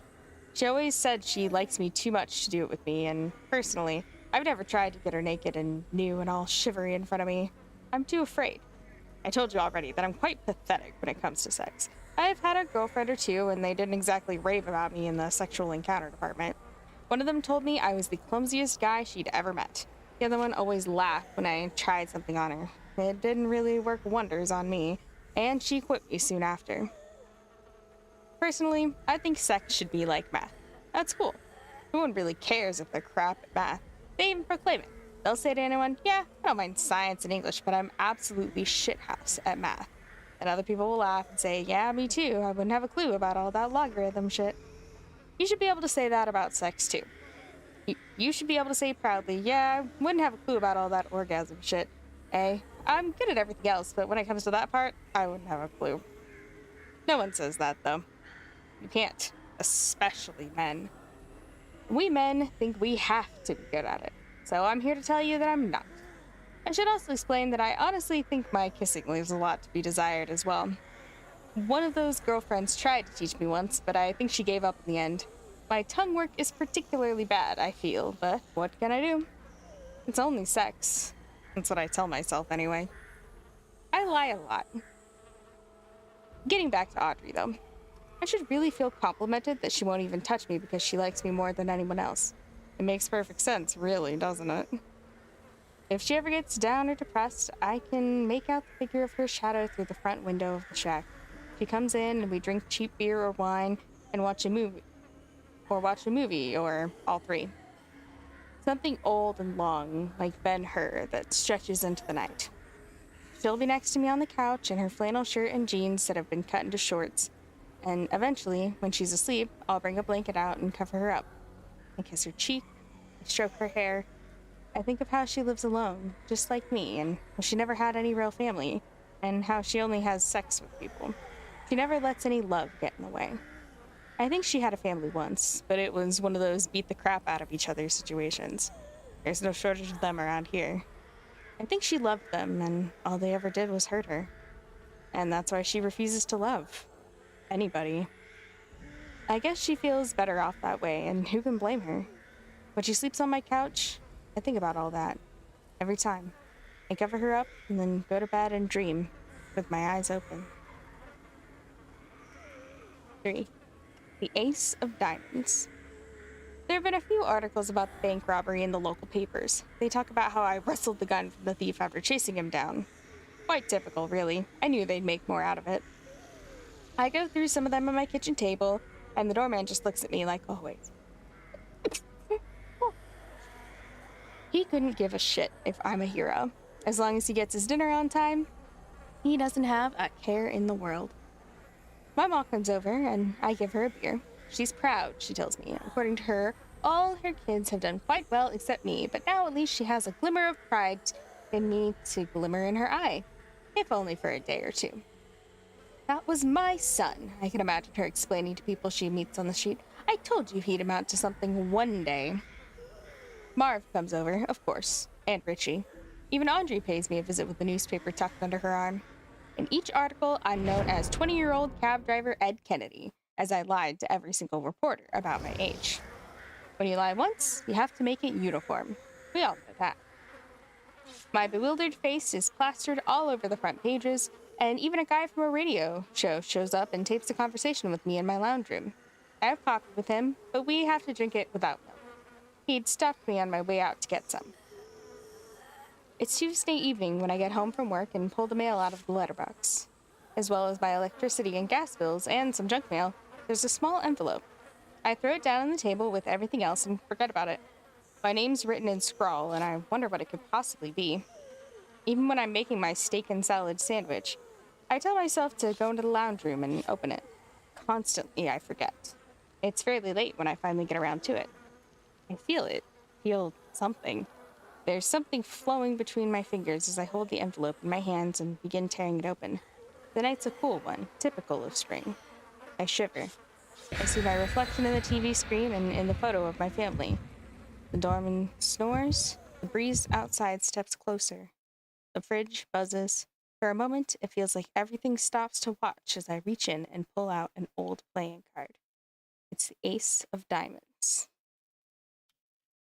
And we'll pause there. Get back to it.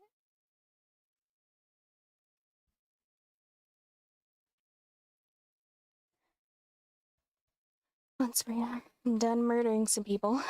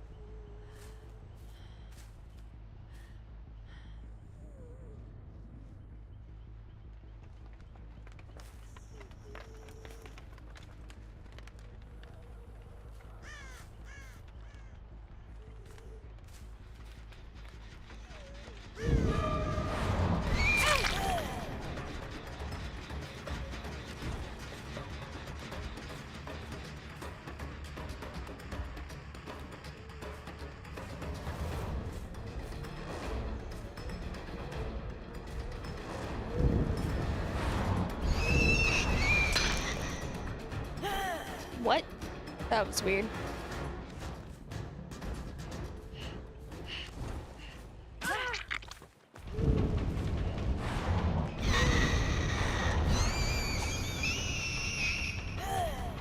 I should have been able to get that. That was so bad. Oh, why is the lag?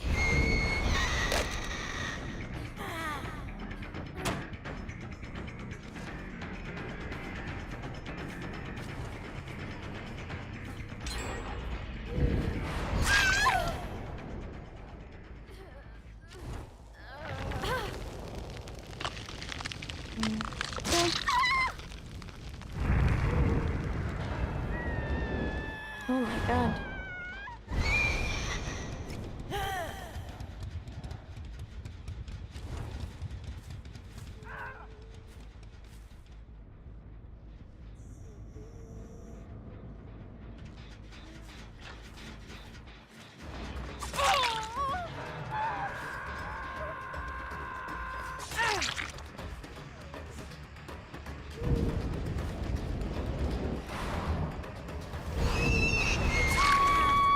Why am I glitching out so much? This is crazy.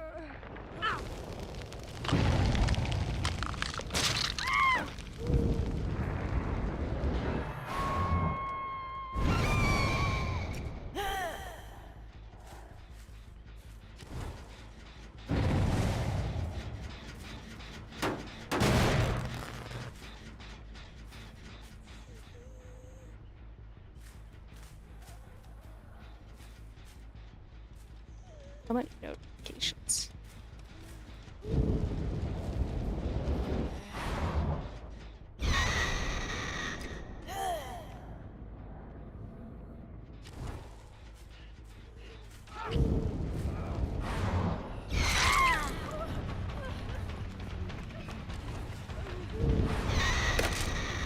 What? Are you kidding me, game? What was that?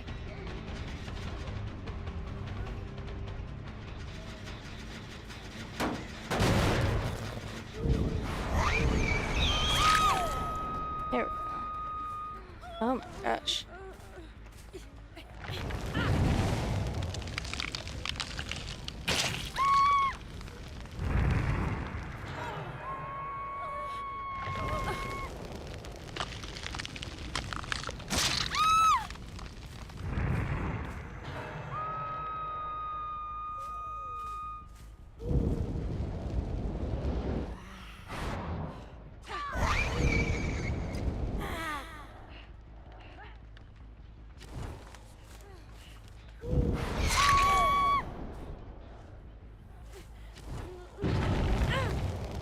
That's awesome.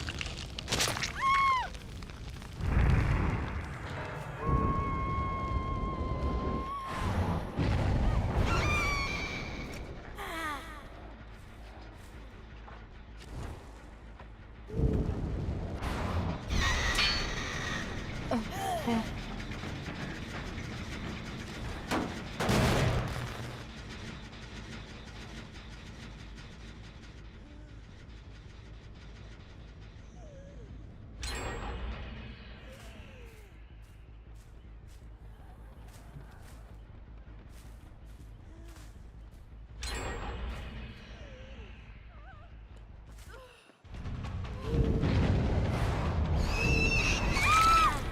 Oh, that was so good.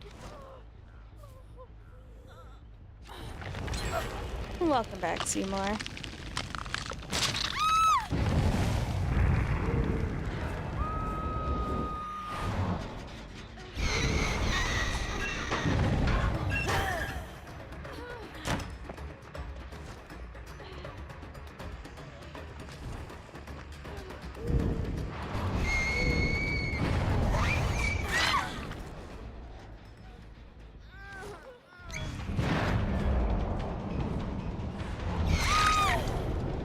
Beautiful.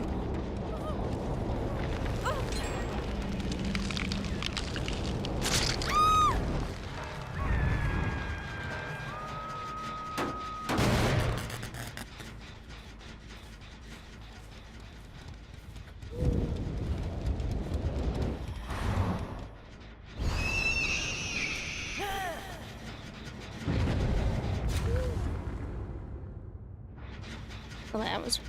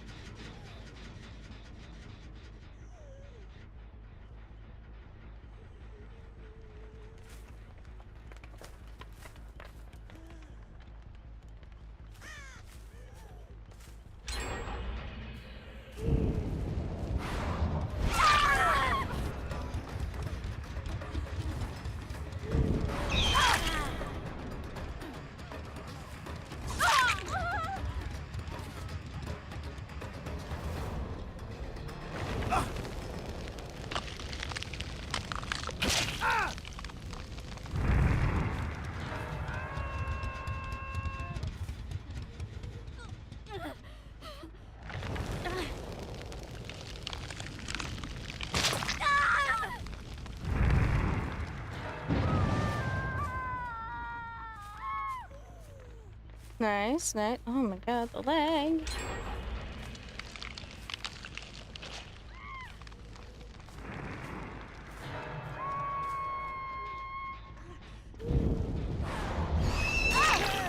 Oh, that was so good.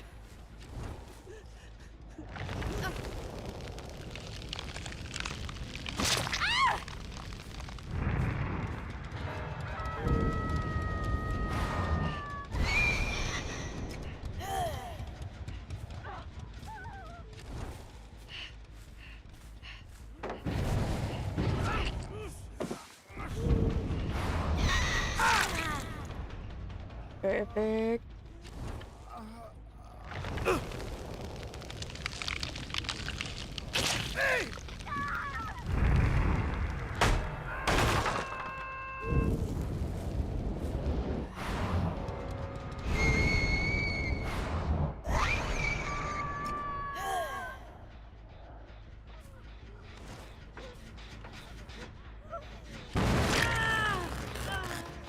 What?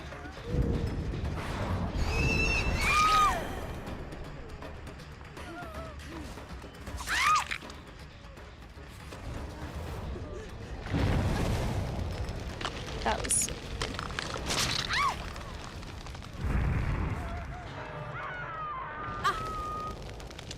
I mean, it worked out, but.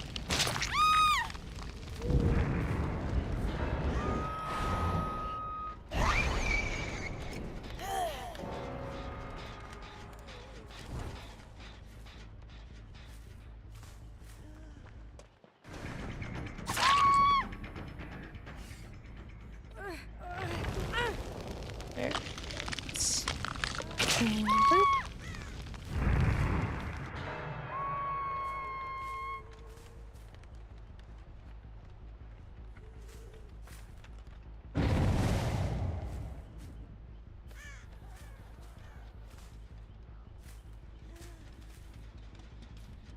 Oof, yeah, they're doing a full reset on the other side.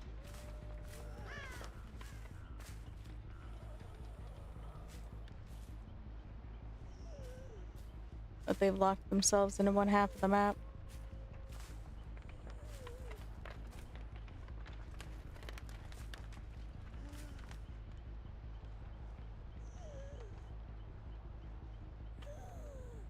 I'm gonna open this up.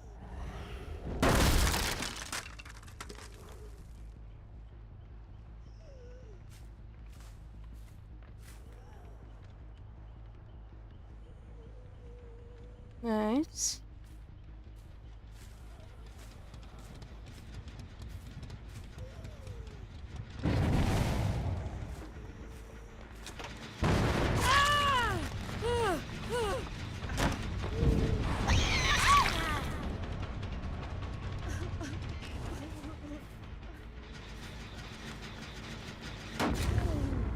Yep.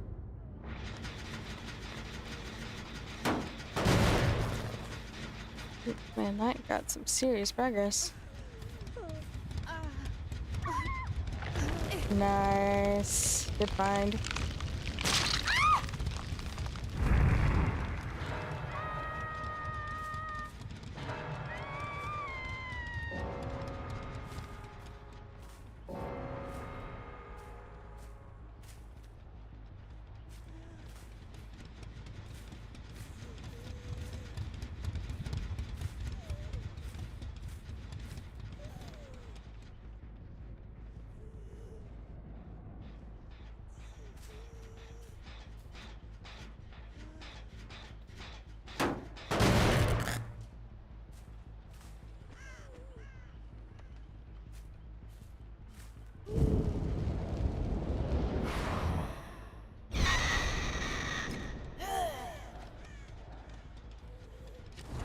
Over here.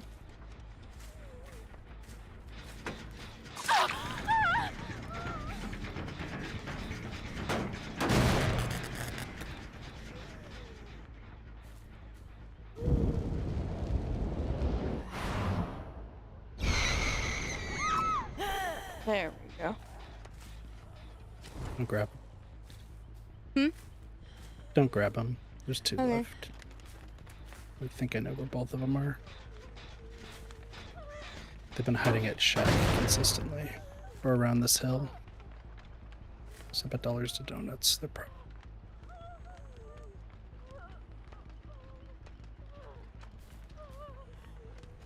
Yep. One's right here. Nice.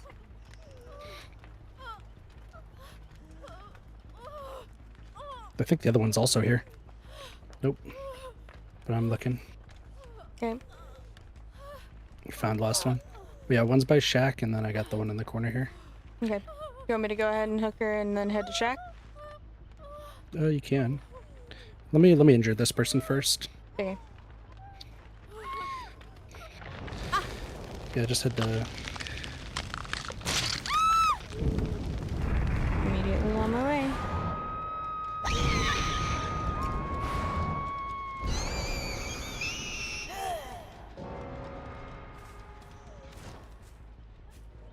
Aw, there was a hatch on the hill.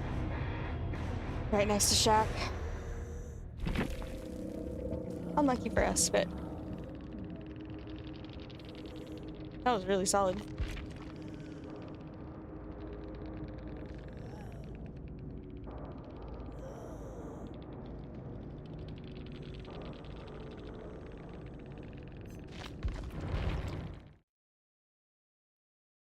I love how they're complaining about Legion in 2v8 as if Legion is not the most fun killer to play in 2v8. Oh, that's...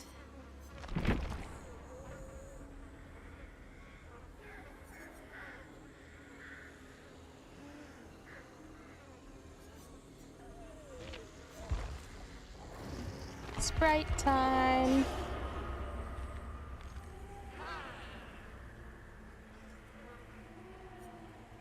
I actually really like this cosmetic for Spirit. It's her Schism of Darkness. It looks like old porcelain. Tried to rest earlier today. Good, you need to, Seymour. I'll do my best.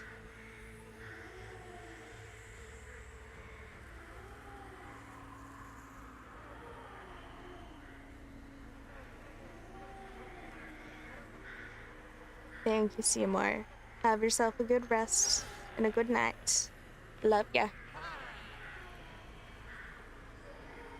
Bye-bye.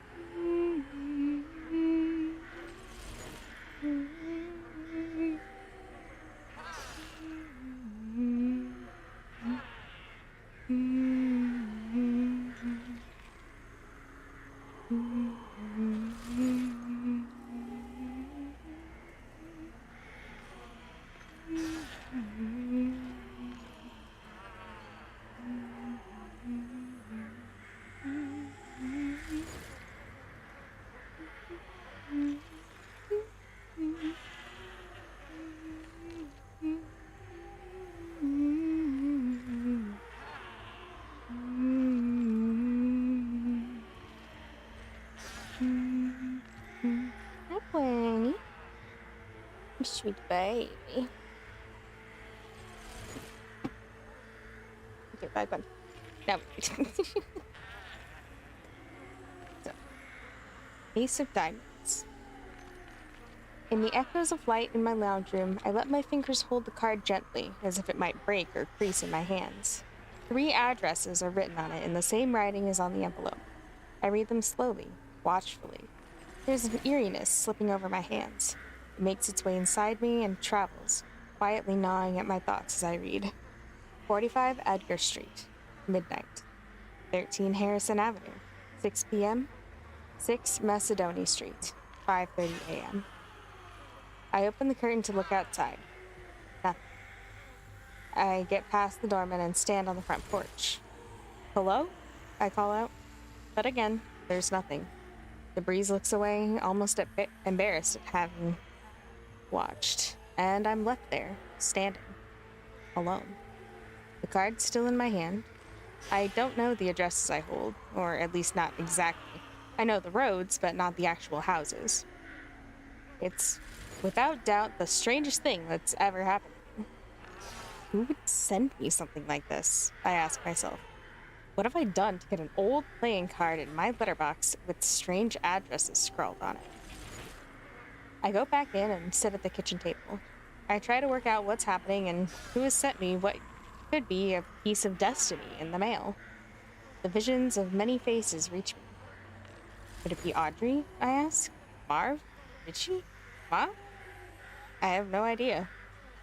There's something in me that advises me to throw it out, to throw it in the bin and forget about it. Yet, I also feel pangs of guilt even thinking of discarding it like that. Maybe it's meant to be, I think. The doorman wanders over and sniffs the card. Damn it, I can see him. Thought it might be something to eat. After sniffing one last time, he pauses a moment and reflects on what he'd like to do next. As always, he shuffles back to the door, turns half a circle, and lies down. He gets comfortable in his suit of black and gold fur. His big eyes glow, but they also fall deep within darkness. His paws stretch out on the crusty old carpet. He stares at me. I stare back. Well, I see him think, what the hell do you want? Nothing. Good. Fine. And we leave it at that. It doesn't change the fact that I'm still holding the ace of diamonds in my hands, wondering. Call someone, I tell myself. The phone beats me to it. It rings. Maybe this is the answer I've been waiting for. I pick it up and shove it to my ear. It hurts, but I listen hard. Unfortunately, it's my mother. Ed? I'd know that voice anywhere. That and this woman shouts into the phone every time without fail. Yeah, hi, love. Don't yeah, hi, love me, you little bastard. Great. Did you forget something today? I think about it, trying to remember. No thoughts or memories arrive. All I can see is the card as I turn it in my hands. I can't think of anything. It's typical. She's getting a bit ropeable now. Aggravated, to say the least. You were supposed to pick up that coffee table for me from KC Furniture, Ed. The words are spat through the phone line. They're loud and wet in my ear. You big dickhead. She's lovely, isn't she? As I've alluded to earlier, my mother really has quite a swearing habit on her. She swears all day, every day, whether she's happy, sad, indifferent, everything. She blames it on my brother, Tommy, and me, of course. Says we used to swear our heads off when we were kids playing soccer in the backyard. I gave up trying to stop you, she'd always tell me. So I figured if you can't beat him, join him. If I can go through a conversation with her without being called a wanker or a dickhead at least once, I'm in front.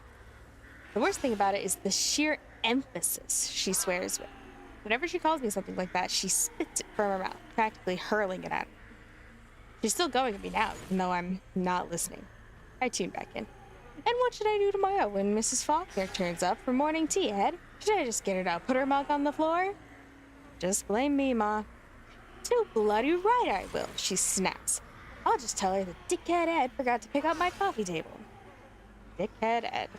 I hate it when she calls me that. No worries, Ma. She goes on for quite a while longer, but again, I focus on the ace of diamonds. It sparkles in my hand. I touch it, hold it. I smile. Into it.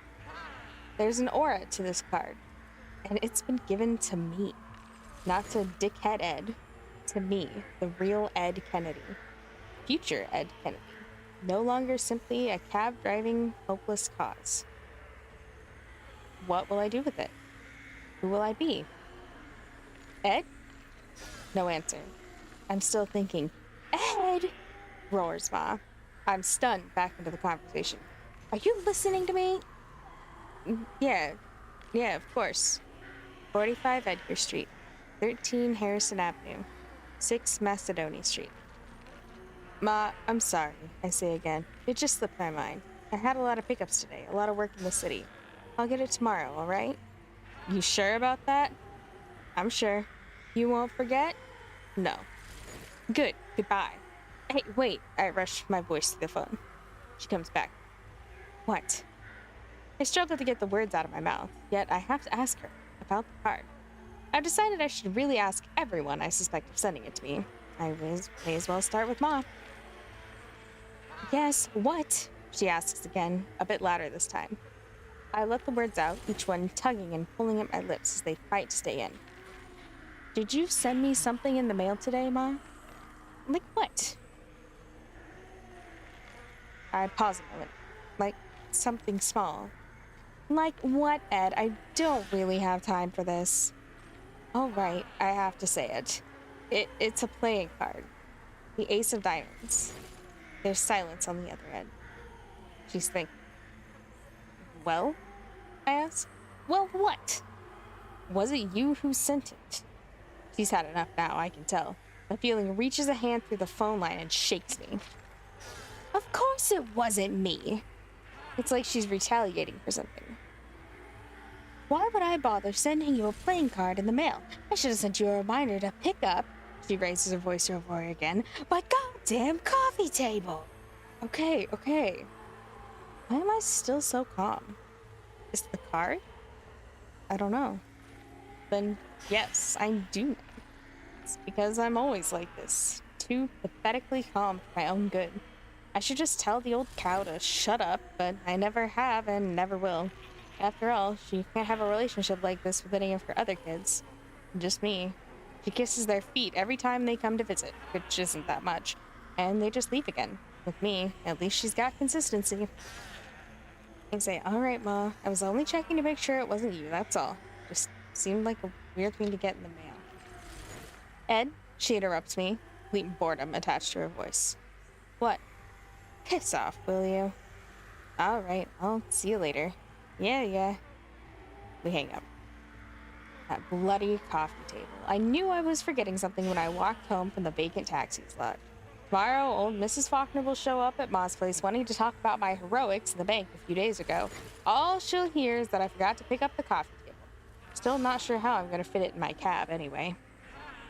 I forced myself to stop thinking about it. It's irrelevant. What I need to focus on is why this card's turned up and where it's come from. It's someone I know, that's certain.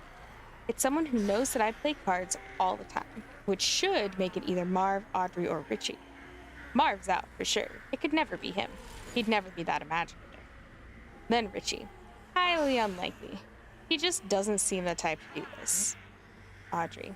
I tell myself that it's most likely Audrey, but I don't know. My gut feeling says it's none of them. Sometimes we play cards on the front porch of my house or on the porch of someone else's place. Hundreds of people might have walked past and seen us. Once in a while, when there's an argument, people laugh and call out to us about who's cheating, who's winning, and who's whinging. So it could be anyone. I don't sleep tonight. Only think. In the morning, I get up earlier than normal and walk around town with the doorman and a street directory, finding each house. The one on Edgar Street is a real wreck of a joint, right at the bottom of the street. The one on Harrison is kind of old, but it's neat. It has a rose bed in the front yard, though the grass is yellow and stale. The Macedoni place is up in the hilly part of town, the richer part. It's a 2-story house with a steep driveway. I leave for work and think about it. That evening, after delivering Ma's coffee table, I go to Richie's place and we play cards. I tell them, all at once. You got it here with you? Audrey asks. I shake my head. Before I went to bed last night, I placed it in the top drawer of the cabinet in my bedroom. Nothing touches it. Nothing breathes on it. The drawer is empty but for that card. It wasn't any of you, was it? I ask. I've decided I can't skirt around the question. Me? Asks Marv. I think we all know I don't have the brains to come up with something like this. He shrugs. That I wouldn't invest that much thought into the likes of you, Ed. Mr. Argumentative, as usual. Exactly, agrees Richie. Marv's far too thick for something like this. Now that he's made his statement, he becomes silent. We all look at him. What? He asks. Is it you, Richie? Audrey questions him. He jerks the thumb over at Marv. If he's too dumb, I'm too lazy. He holds his arms out. Look at me. I'm a dull bludger. I spend half my days at the betting shop. I still live with my mom and dad. To fill you in, Richie's name isn't even actually Richie. It's Dave Sanchez. We call him Richie because he has a tattoo of Jimi Hendrix on his right arm, but everyone reckons it looks more like Richard Pryor. Thus, Richie. Everyone laughs and says he should get Gene Wilder on the other arm and he'll have the perfect combination. They were a dynamic duo if ever there was one. I can even argue with movies like Stir Crazy and See No Evil, Hear No Evil. Exactly, you can't. Just, if you ever meet him, don't mention the Gene Wilder thing. Trust me, It's the one thing that sends Richie into a bit of a frenzy. He can't stand it, especially when he's drunk. He's got dark skin and permanent whiskers on his face. His hair is curly and the color of mud, and his eyes are black but friendly. He doesn't tell people what to do and expects the same in return. And he wears the same faded jeans day in, day out. Unless he's simply got several pairs of the same type. I've never thought to ask. You can always hear him coming because he rides a bike. A Kawasaki something or other. It's black and red. Mostly he rides it without a jacket in summer because he's ridden since he was a kid. He wears plain t-shirts or unfashionable shirts that he shares with his old man. We are all still staring at him. It makes him nervous, and he turns his head now. With all of us to Audrey. Can you stop knocking things off my desk, Gwyneth? All right, she begins her defense. I'd say out of all of us, I'm the most likely to think up something this ridiculous. It isn't ridiculous, I say. I'm almost defending the card as if it's part of me. Can I go on? She says. I nod. Good. Now, as I was saying, it definitely isn't me. I do, however, have a theory on how and why it ended up in your letterbox. We all wait as she gathers her thoughts. She continues. It all stems from the bank robbery. Someone read about it in the paper and thought to themselves, now there's a likely-looking lad. Ed Kennedy. He's just the sort of person this town needs.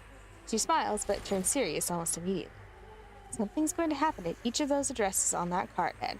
You'll have to react to it. I think about it and decide. I speak. Well, that's not real good, is it? Why not? Why not? What if there are people kicking the crap out of each other and I have to go in and stop it? It's not exactly uncommon around here, is it? It's just luck of the draw, I guess. I think of the first house, 45 Edgar Street. In a shithole like that, I can't imagine anything too good happening. For the rest of the night, I push thoughts of the card away, and Marv wins 3 games in a row. As usual, he lets us know it. I'll be honest and say I hate it when Marv wins. He's a gloater, a real bastard of a gloater, puffing his cigar. Like Richie, he still lives at home. He works with his father as a carpenter. In truth, he works hard, though he doesn't spend a cent of what he earns. Even those cigars, he steals them from his old man. Marv's the maestro of meanness with money, the prince of penny pitchers. He has thick blonde hair that stands up almost in knots, wears old suit pants for comfort, and jangles his keys in his pockets with his hands. He always looks like he's laughing with sarcasm at something private. We grew up together, which is the only reason we're friends. He's actually got a lot of other acquaintances too, for a few reasons. The first is that he plays soccer in winter and has mates from there. The second and main reason is that he carries on like an idiot. Have you ever noticed that idiots have a lot of friends? It's just an observation. None of that helps me, though. Slagging off Marv doesn't solve the Ace of Diamonds problem. There's no avoiding it, as much as I try. It always sidles up to me and makes me recognize it. I come to a conclusion. I tell myself, you have to start soon, Ed. 45 Edgar Street. Midnight. It's a Wednesday night. Late. The moon leans down on me as I sit on the front porch with the doorman. Audrey comes over, and I tell her I'm starting tomorrow night. It's a lie. I look at her and wish we could go inside and make love on the couch. Dive inside each other, take each other, make each other. Nothing happens, though. We sit there, drinking some suburban cheap shit passion pop alcohol she brought, and I rub my feet on the doorman. I love Audrey's wiry legs. I watch them a moment. She looks at the moon as it holds itself up in the sky. It's higher now, no longer leaning, risen. As for me, I hold the card again in my hand. I read it and get ready. You never know, I tell myself. One day there might be a few select people who will say yes, Dylan was on the brink of stardom when he was 19, Dali was well on his way to being a genius, and Joan of Arc was burned at the stake for being the most important woman in history. And at 19, Ed Kennedy found that first card in the mail. When the thought passes, I look at Audrey, the white-hot moon, and the doorman, and I tell me to stop kidding myself.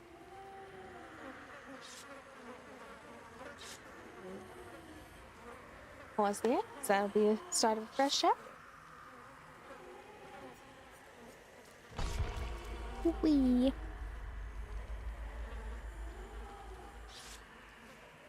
I really hope you guys like this book.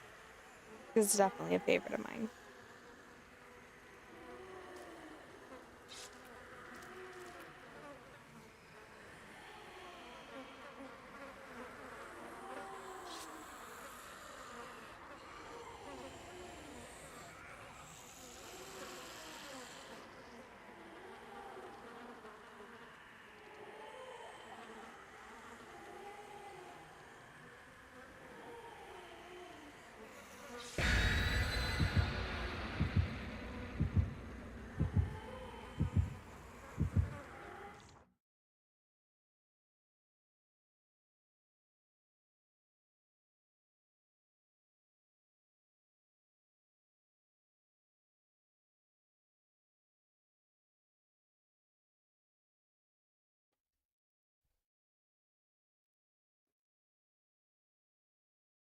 Good water. I really should have put ice in it beforehand, but I didn't want to go upstairs.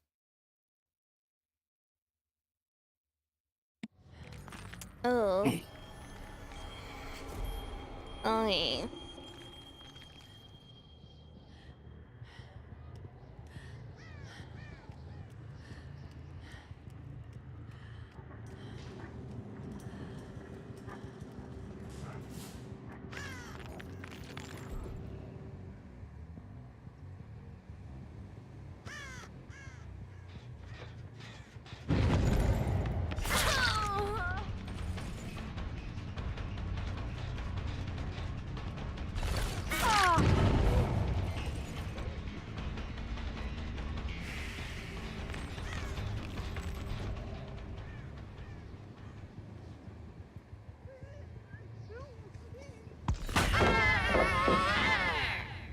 Damn.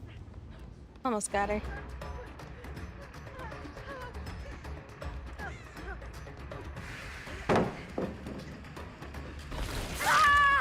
Here. Ooh.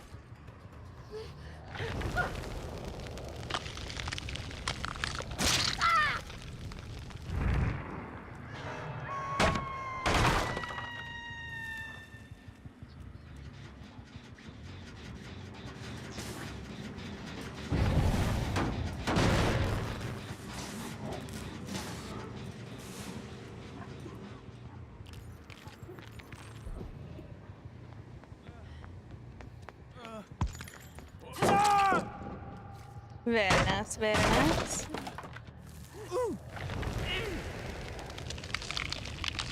Cassie, hi.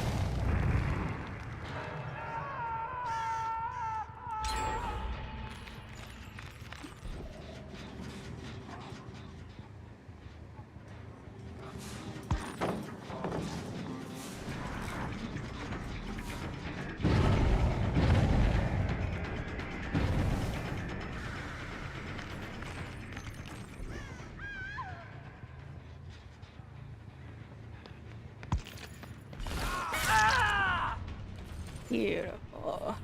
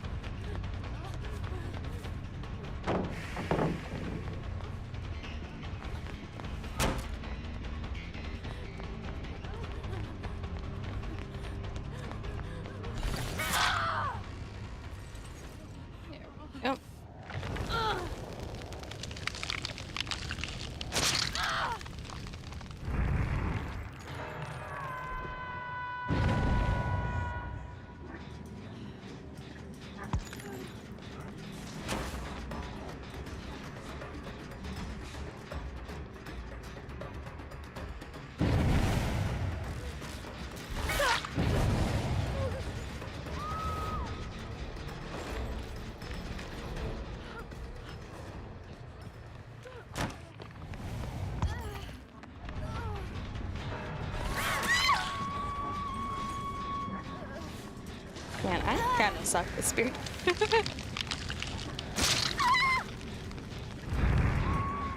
I don't know why they're hardly getting any gens done though.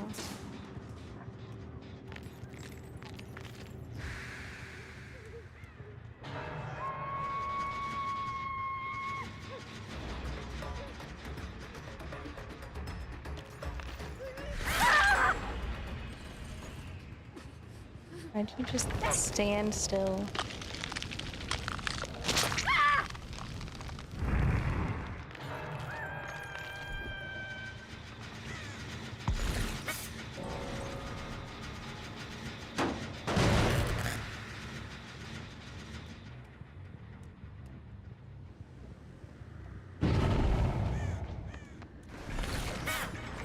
Damn.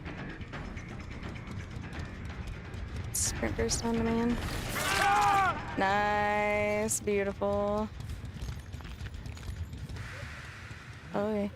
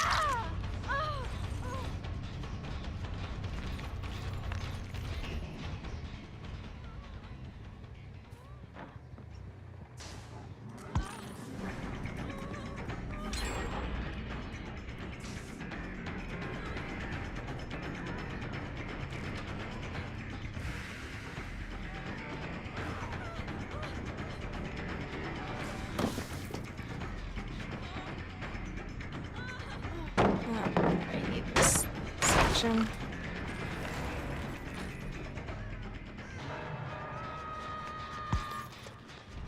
Oh.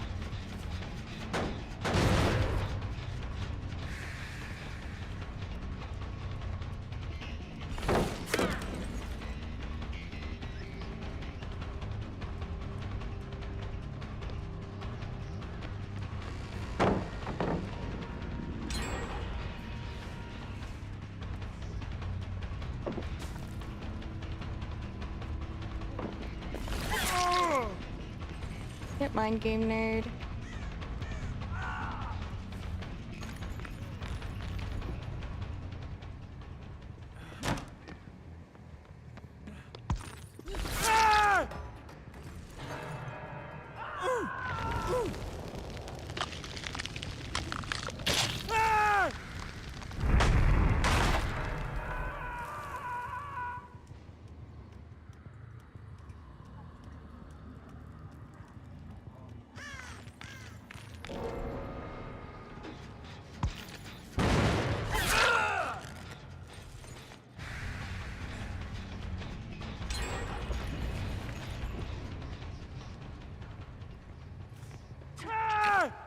Oh, nice.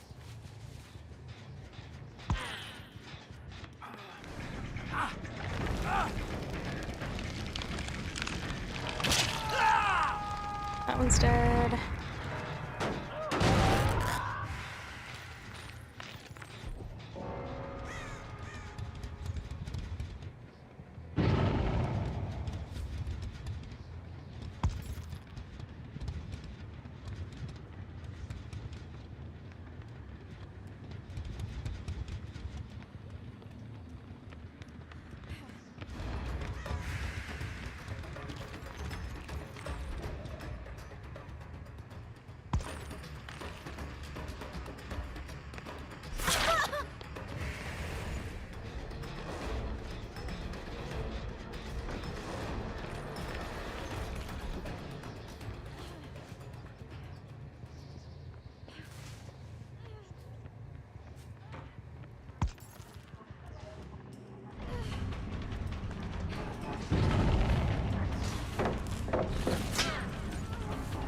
Damn, I thought she was gonna vault. That sucks. I had her.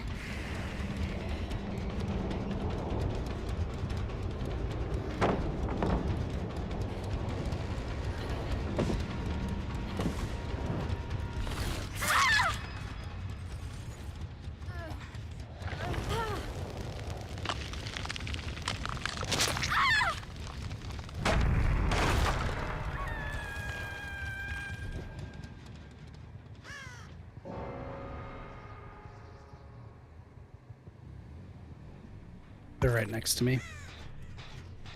Got one over here too.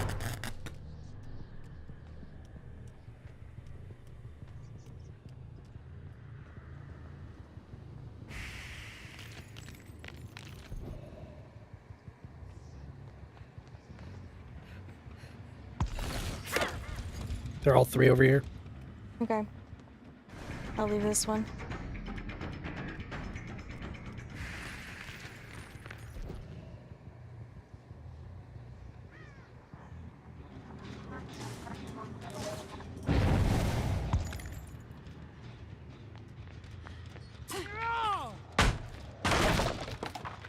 Behind you.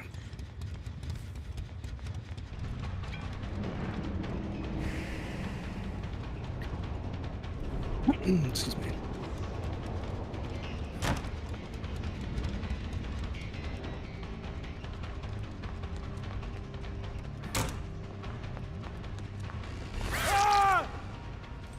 There's that one. Grab this person off the gen. Nice. Good stuff.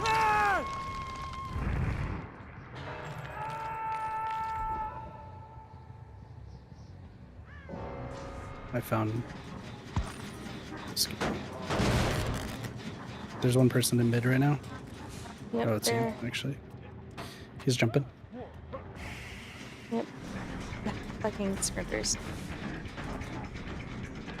It's fine. I got him if you want to Okay. look for the others. Yep.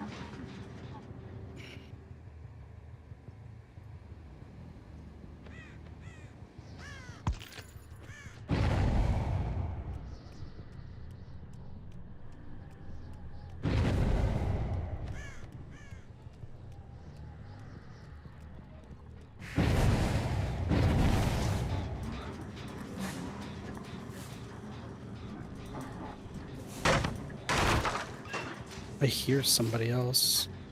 Up maybe? Somebody went up. Yeah, There's he scratch marks probably did. here. Oh, yep, there he is.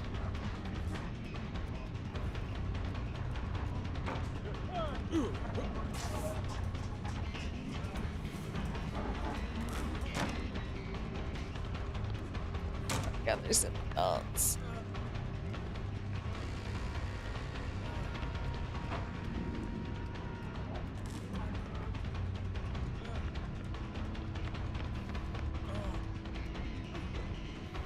If I hit him, I think the other two are hiding. Let me hit him real Okay. quick. Okay. I got him. Let's go find the other two. They are both back here. Don't hook him. Don't hook him. Yep. There's one right here.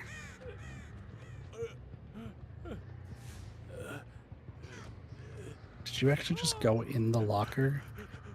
No. I don't know where she went, but oh, I see her.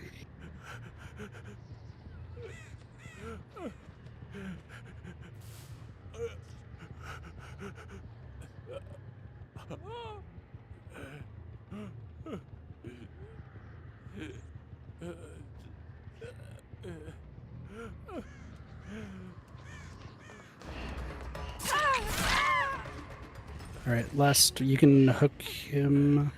Yep. Taking a look at the last one. I'll throw both of them up and then Okay. start hunting for hatches. Yeah, I think he's back left, like where I'm facing to the left. Okay.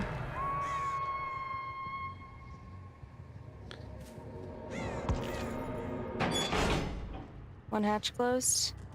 2 hatches closed. Got her. Oh, she's a healer, so she doesn't have scratch marks. Shit. She stood on top of the closed hatch. You Alright. can kill her. Go for it. Okay. Spirit's more is cool.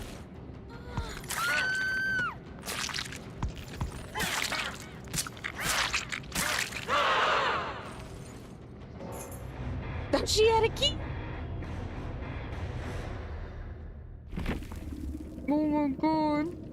I heard it drop. He hid for most of the game. Yeah, it looks like.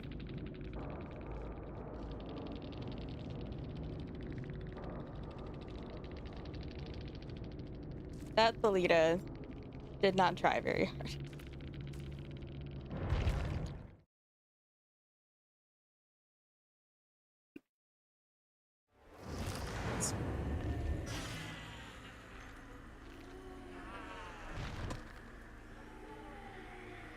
Do the dice roll.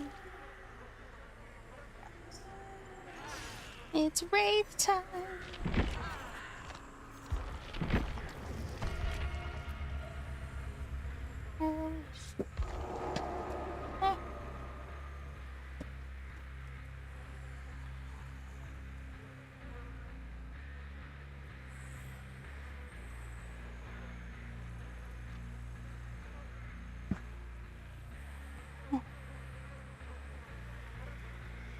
Chapter 1. The Judge and the Mirror. My next lovely surprise is a nice subpoena. I have to go to the local courthouse and tell my version of what happened in the bank. This has happened sooner than I thought. It's set down for 2:30 in the afternoon. I'll get some time off during my shift and drive back into town to the court. When the day arrives, I show up in my uniform and they make me wait outside the courtroom. When I go in to give the evidence, the chambers are spread out before me. First person I see is the gunman. He's even uglier with the mask off. The only difference now is that he looks angrier. I guess a week or so in custody will do that to you. He's lost the pathetic, luckless expression on his face. He wears a suit. A cheap suit. It's all over him. Once he sees me, I look immediately away because his eyes attempt to gun me down. A bit late now, I think, but only because he's down there and I'm up here in the safety of the witness box. The judge greets me. Well, I see you dressed up for the occasion, Mr. Kennedy. I look down at myself. Thank you. I was being sarcastic.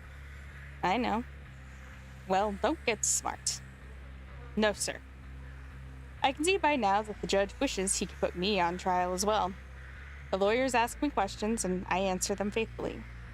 So, this is the man who held the bank, I asked. Yes. You're sure? Absolutely. But tell me, Mr. Kennedy, how can you be so positive about that? Because I know that ugly bastard anyway. That, and he's exactly the same guy they put in handcuffs on the day. The lawyer looks at me with disdain and explains himself.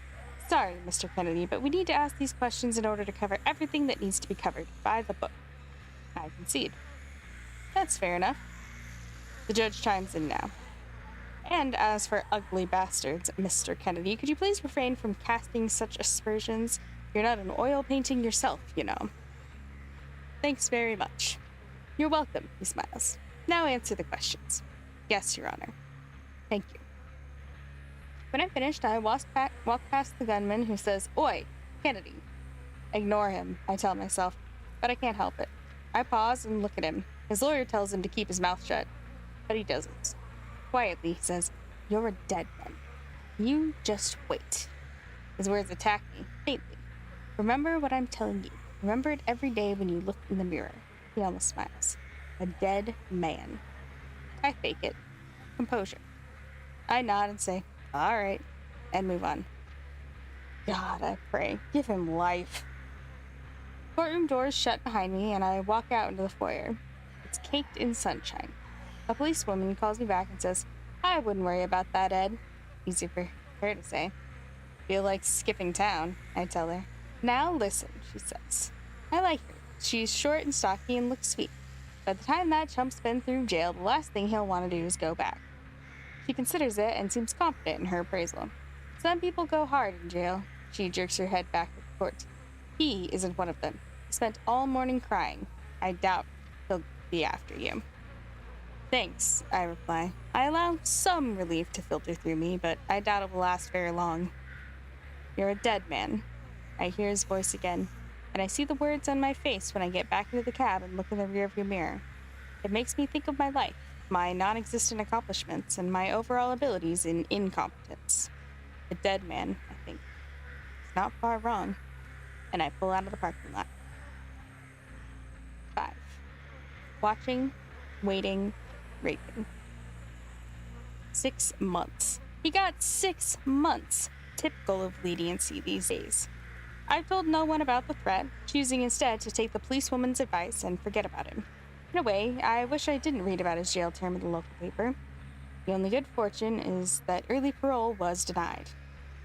I sit like normal in my kitchen with Norman and the ace of diamonds. The newspaper's on the table, folded over. There's a sweet picture of the gunman as a child. All I can see are his eyes. Days pass, and gradually, it works. I forget about him. Really, I think. What's a guy like that going to do? It makes more sense to look forward, and I slowly work my way toward the addresses on the card. First up, it's 45 Edgar Street. I try to go on a Monday, but don't have the courage. I make it a second attempt on Tuesday, but don't manage to leave the house, reading an awful book as an excuse. On Wednesday, however, I actually make it out onto the street and head across town. It's nearly midnight when I turn onto Edgar Street. It's dark, and the streetlights there have been rocked. Only one survives, and even that one winks at me. The light that limps from the globe. I know this neighborhood quite well because Marv used to come here a lot. He had a girl here. One of these slummy streets. Her name was Suzanne Boyd, and Marv was with her back in school. When the family picked up and left, almost without a word, he was devastated. Originally, he bought that shitbox car to go and look for her, but he didn't even make it out of town. The world was too big, I think, and Marv gave up. That was when he became extra tight and argumentative. I think he decided he'd only care about himself from that moment on. Maybe. I don't know. I never give Marv too much thought. It's a policy I have. As I walk, I remember all of that for a while, but it disappears as I edge forward. I make it to the street's end where number 45 is. I walk past it, on the other side of the road, and head for the trees that stand up and lean all over each other. I crouch there and wait. Lights are off in the house, and the street is quiet. Paint flakes from the fibro, and one of the gutters is rusting away. The fly screen has holes bitten into it. Mosquitoes are feasting on me. It better not be long, I think. Half an hour passes, and I nearly fall asleep, but when the time comes, my heartbeat devours the street. A man comes stumbling over the road. A big man. Drunk. He doesn't see me as he trips up the porch steps and struggles with the key before going in. The hallway explodes with light. The door slams. "You up?" he slurs. "Get your lazy ass out here now." My heart begins to suffocate me. It keeps rising until I can taste it. I can almost feel it beating on my tongue. I tremble, pull myself together, then tremble again. The moon escapes from the clouds and I suddenly feel naked, like the world can see me. The street is numb and silent but for the giant man who stumbled home and talks forcefully to his wife. Light materializes now, in the bedroom as well.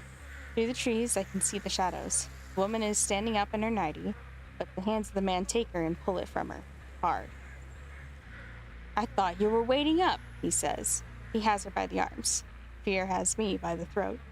He next throws her down on the bed and undoes his belt and pants. He's on her. He puts himself in. He has sex with her, and the bed cries out in pain. It creaks and wails, and only I can hear it. Christ, it's deafening. Why can't the world hear? I ask myself. Within a few moments, I ask it many times. Because it doesn't care, I finally answer. And I know I'm right. It's like I've been chosen. Chosen for what? I ask. The answer's quite simple. To care. A little girl appears on the porch. She cries. I watch. There's only the light now. No noise.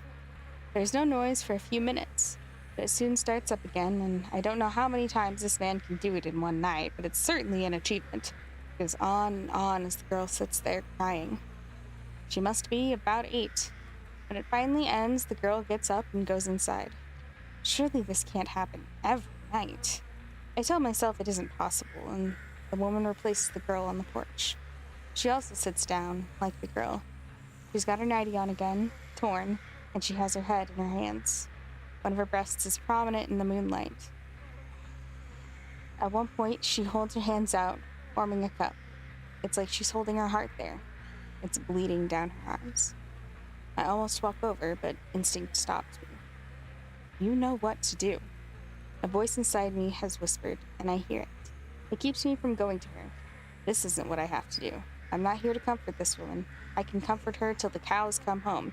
That won't stop it happening tomorrow night, and the night after. It's him I have to take care of. It's him I have to face. All the same, she cries on the front porch, and I wish I could go over there and hold her. I wish I could rescue her and hold her in my arms. How do people live like this? How do they survive?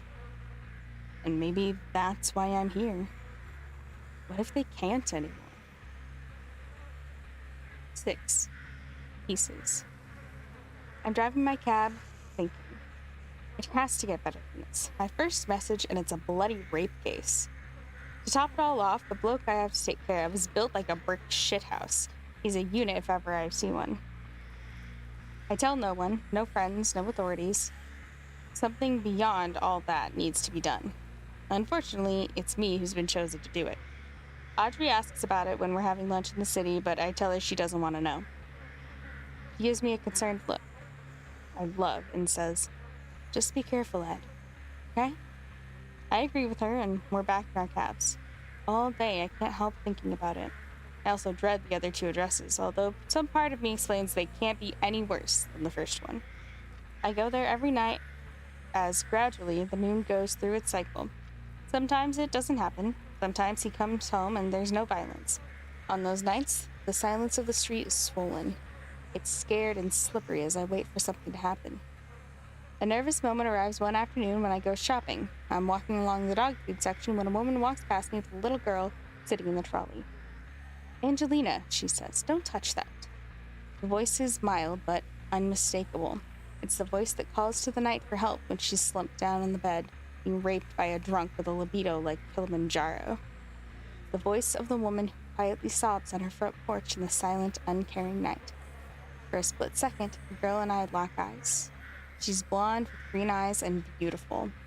The mother's the same, only tiredness has worn down her face. I have followed them a while, and once, when the mother's crouched down looking at its pack soups, I see her fall silently into pieces. She crouches there, dying to fall to her knees, but not allowing herself. When she stands back up, I'm there. I'm there, and we stare, and I say, you okay? She nods and lies. I'm okay. I have to do something soon. 7. Harrison Avenue.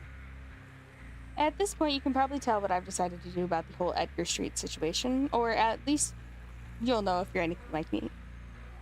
Cowardly, meek, positively weak. Of course, in my infinite wisdom, I'm choosing to leave it for a while. You never know, Ed. Might just work itself out. Now, I know that's pathetic in just about its purest form, but there's no way I can deal with this kind of thing so early. I need experience with this. I need a few wins under my belt before I can test myself against the rapist built like Tyson. I pull out the card again one night and drink coffee with Doorman. I give him some Blend 43 the previous night, and he was quite taken by it. At first, he wouldn't touch it. He looked at me, he looked at his bowl, back and forth. It took me nearly 5 minutes to realize that he saw me putting sugar in my mug that says taxi drivers are the biggest shitheads on the road. Once I gave him some sugar, he became much more enthusiastic. He slurped and licked and carried on, demolishing the entire bowl, and looked up for more. So it's the doorman and me in the lounge room. He's going at his coffee while I stare at the card, at the other addresses. 13 Harrison is next on the list. I make up my mind to go there the next evening, 6 o'clock sharp. What do you say, doorman? I ask. This one will be better, you reckon? He gives me a grin because he's all hopped up on the Blend 43. I'm telling you, Marv points his finger at Richie. I did knock. I don't care what you say. That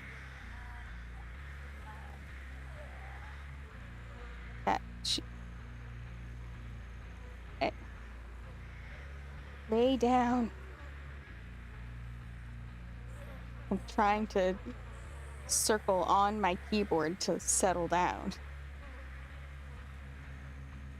Did he knock? Richie asked me. I can't remember. Audrey? She thinks a moment and shakes her head. Marv throws his hands in the air. He has to pick up 4 cards now. In Annoyance, that's the way it works. You get down to 2 cards and you knock. If you forget to knock before you put down that second to last card, you pick up 4. Marv forgets to knock quite frequently. He scowls as he picks up the cards, but secretly he's trying not to laugh. He knows he didn't knock, but he'll always try to get away with it. Part of the game. We're at Audrey's place, on her balcony. It's dark, but the floodlights are on, and people look up as they walk past the lot of townhouses. It's a street around the corner from mine. A bit of a dive, but it's nice enough. In the first hour of play, I look at Audrey and know that I'm in nervous love with her. Nervous because I don't know what to do sometimes. I don't know what to say. Like, what can I tell her when I feel the hunger rise in me? How would she react? I think she's frustrated with me because I could have gone to university and now I just drive a cab. I've read Ulysses, for God's sake, and half the works of Shakespeare, but I'm still hopeless, useless, and practically pointless. I can see she could never really see herself with me, yet she's still done it with others who are pretty much the same. Sometimes I can't bring myself to think about it. Thinking about what they've done and how it feels and how she likes me too much to consider me. Even though I know it isn't just sex I'd want from her. I'd want to feel myself mold with her just for a moment, if that's all I'm allowed. She smiles at me when she wins a round. I smile back. Want me, I beg. But nothing comes. So whatever happened with that weird card thing? Marv asks later. What? You know very bloody well what, he points at me with his cigar. He could use a shave. Everyone listens as I lie. I threw it out. Marv approves. Good idea. Load of shit, that. Damn right, I agree. End of story, supposedly. Audrey looks at me, amused. For the next few games, I think of what happened earlier when I went to 13 Harrison Avenue. I was quite relieved, to tell you the truth, because nothing really happened at all. The only person there was an old woman who has no curtains on her windows. She was in there on her own, making her dinner and sitting there eating and drinking tea. I think she ate a salad and some soup. And loneliness. She ate that too. I liked her. I stayed in my cab the whole time, sitting there watching her. It was hot, and I drank some old water. Often I hoped the woman was all right. She looked gentle and kind, and I recall the way her old-fashioned kettle whistled till she went over and soothed it. I'm quite sure she spoke to it like she would to a child, like a baby crying. It kind of depressed me to think a human could be so lonely that she would comfort herself with the company of appliances that whistle and sit alone to eat. Not that I'm much better, mind you. Let's face it, I eat my meals with a 17-year-old dog. We drink coffee together. You'd think we were husband and wife the way we carry on, but still. The old lady did something to my heart. When her hands reached out and poured the tea, it was as if she also poured something into me while I sat there sweating in my cab. It was like she held a string and pulled on it just slightly to open me up. She got in, put a piece of herself inside me, and left again. In there somewhere, I still feel it. I sit here playing cards, and the image of her is splayed across the table. Only I can see it. I see her hands shaking as she brought the spoon up to her mouth. I want to see her laugh or express some kind of happiness or contentment to let me know she's okay. I soon realize, though, that I have to find out for sure. It's my go. Your go, Ed. It's my go, and I'm not going. I'm down to 2 cards, and I have to knock. The 3 of clubs and the 9 of spades. Only trouble is, I want more cards tonight. I'm not interested in winning. I think I know what I have to do for the old woman, and I make a bet with myself. If I pick up the ace of diamonds, I'm right. If I don't, I'm wrong. I forget to knock, and everyone laughs at me as I go to pick up. First card, Queen of clubs. Second card, 4 of hearts. Third card, yes. Everyone wonders why I could possibly be smiling, except Audrey. Audrey winks at me. She knows without asking that I did it on purpose. The ace of diamonds is in my hand. This is much better than Edgar Street. I'm feeling good.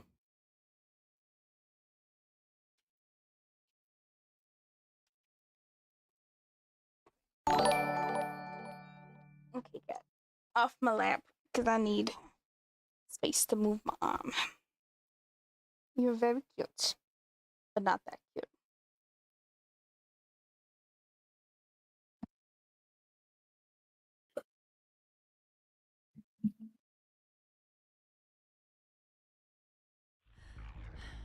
Gold apple.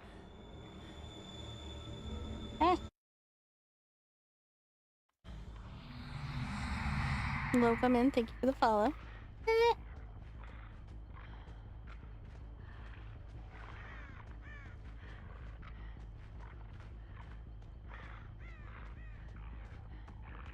Someone's upstairs.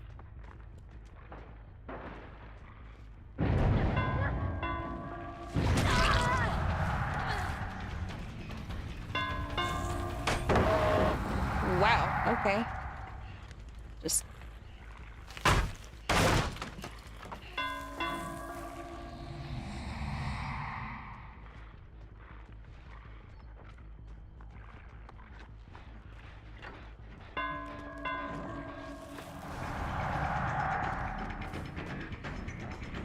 Gosh. Found fucking 4 of them over here.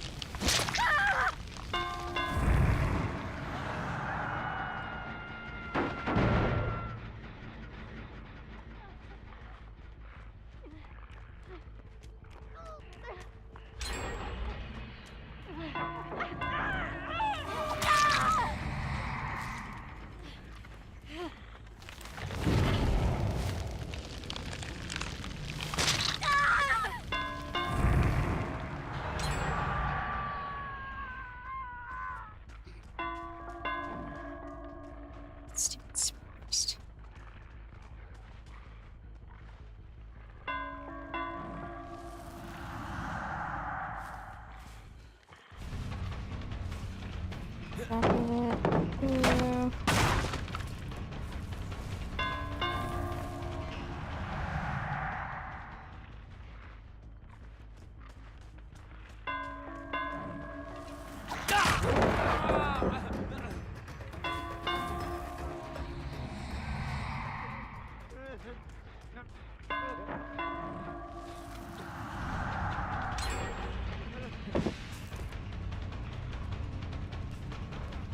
Oh my goodness, why is this loop so huge?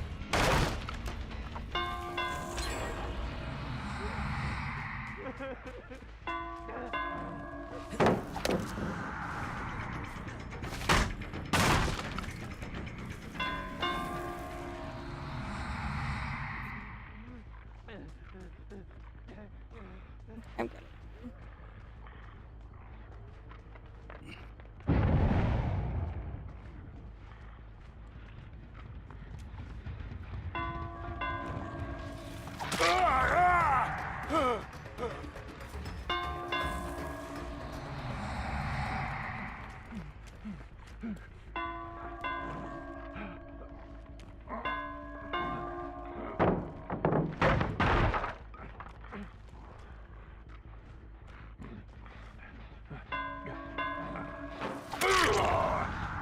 Dumb.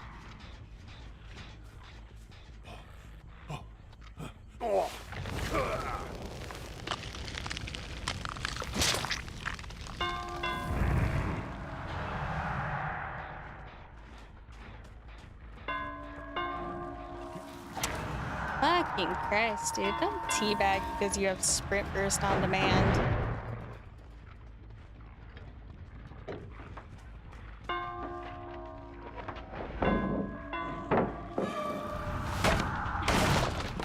Go ahead and waste your ability. Man, this dude's a prick.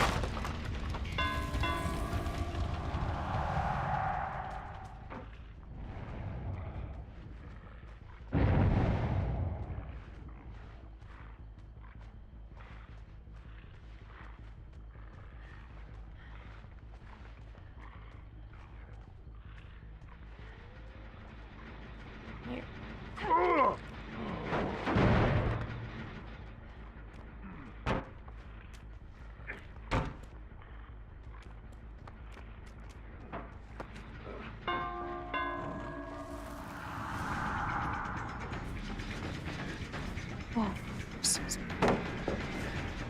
here. But he played that poorly.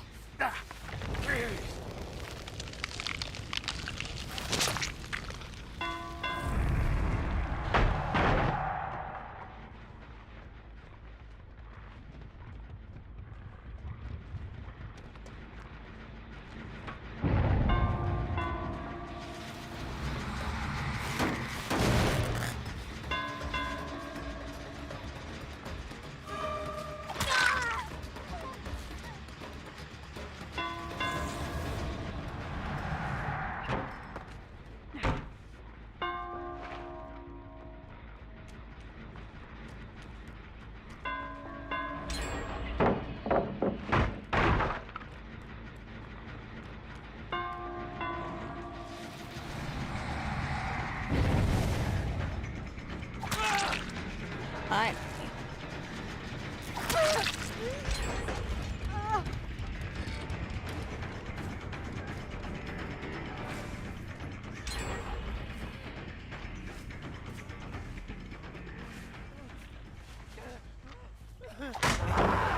Really?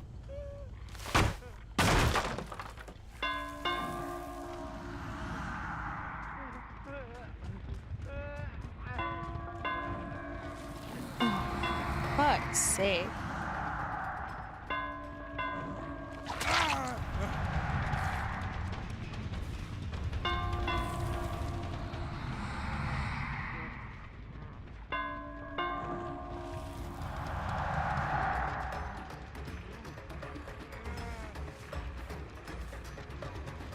That sprint burst on demand is literally the only thing I hate about 2v8. Why is that not blocked?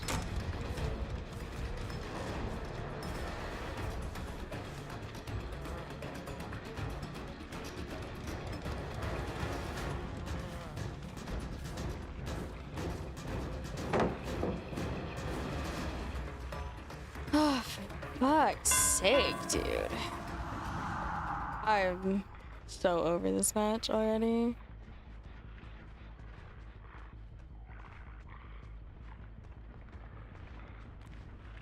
How? I was definitely blocking that. Alright, game. Sure. Just feed them the win.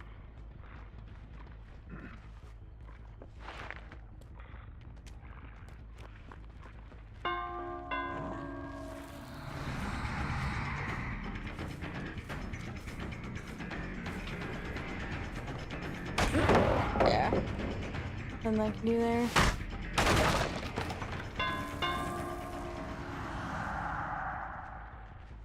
Crouching does not do anything for you.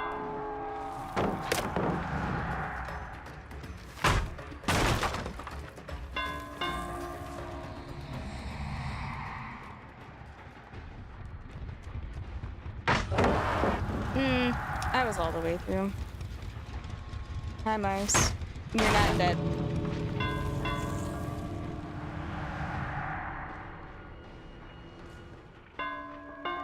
You guys can leave now. Goodbye. Stop being a piece of shit.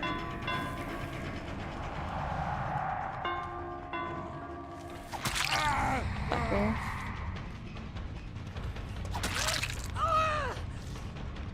Leave. Good lord.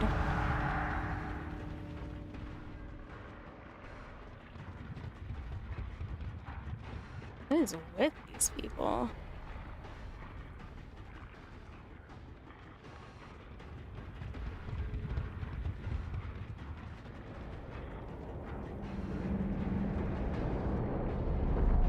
Bye.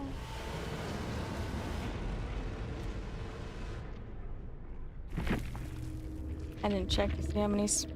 There's no way they only had the 2 sprint burst people. It felt like all of them had it. That's crazy.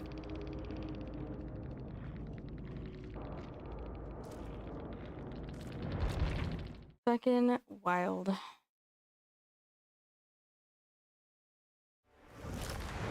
I was doing a shit job of closing out my chases, so. Music slept till now. That does not mean dead.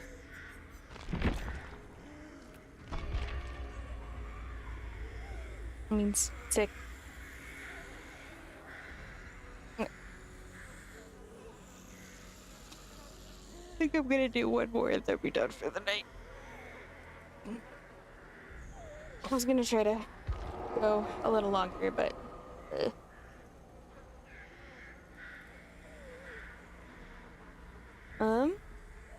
I mean, if you think you are actually physically capable of performing the speed run, go ye forth.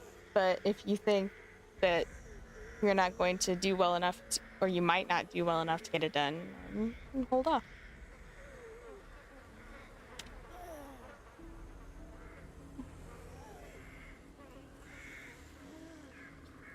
It's Tuesday, and I'm putting on my white jeans and my nice sandy-colored boots. I pull out a decent shirt. I've been to the cheesecake shop, having been ably assisted by a girl called Misha. Don't I know you? She asked. Maybe. I can't quite. Of course, you're the guy from the bank, the hero. Fool, more like it, I thought. But I said, oh yeah, you're the girl behind the counter. You work here now? She nodded. Yeah. She was a bit embarrassed. I couldn't handle the stress of the bank. The robbery? Nah. My boss was a total prick. The acne and sweat patches? Yeah, that's him. Tried to stick his tongue in my mouth the other day. Ah, well, I said, that's meant for you. We're all a bit that way. Ain't that the truth? But she was friendly from start to finish. When I was outside the shop, she called for me. Enjoy the cake, Ed. Thanks, Misha, I called back, but not loud enough, probably. I don't like making noise in public.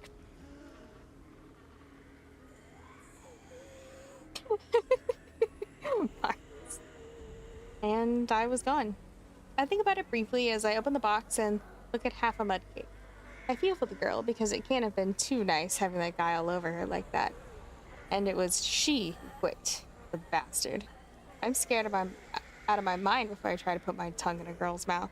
And I don't have acne or sweat patches, just shithouse confidence. That's all. Anyway, I give the cake a last examination. I smell good. I'm decked out in my nicest clothes, ready to go. I step over the doorman and close the door behind me. The day is silver gray and cool as I walk over to Harrison Avenue. I'm there by 6 o'clock and the old lady is attending to the kettle again. Grass on her front lawn is gold. My feet crunch over it, like the sound of someone biting into toast. My boots seem to leave prints, and I truly feel like I'm walking over a giant piece of toasted bread. The roses are the only things alive, standing resolutely by the driveway. Her front porch is cement, old and cracked, like mine. The fly screen door is torn at the edges, fraying. I open it and knock on the wood. The sound rhymes with my heartbeat. Her footsteps climb to the door. Her feet sound like the tick-tock of the clock, counting time to this moment. She stands, she looks up at me, and for a moment we both get lost in each other. She wonders who I am, but only for a split second. Then, with stunning realization clambering across her face, she smiles. She smiled with such incredible warmth and says, I knew you'd come, Jimmy. She steps toward me and hugs me hard, her soft, wrinkled arms encasing me. I knew you'd come. When we move apart, she looks at me again till a small tear lifts itself up in her eye. Trips out to find a wrinkle and follows it down. Oh, and she shakes her head. Thanks, Jimmy. I knew it. I knew it. She takes me by the hand and leads me into the house. Come in, she tells me. I follow. Are you staying for dinner, Jimmy? Only if you'll have me, I reply. She chuckles. If you'll have me. She waves me away dismissively. Such a card, Jimmy.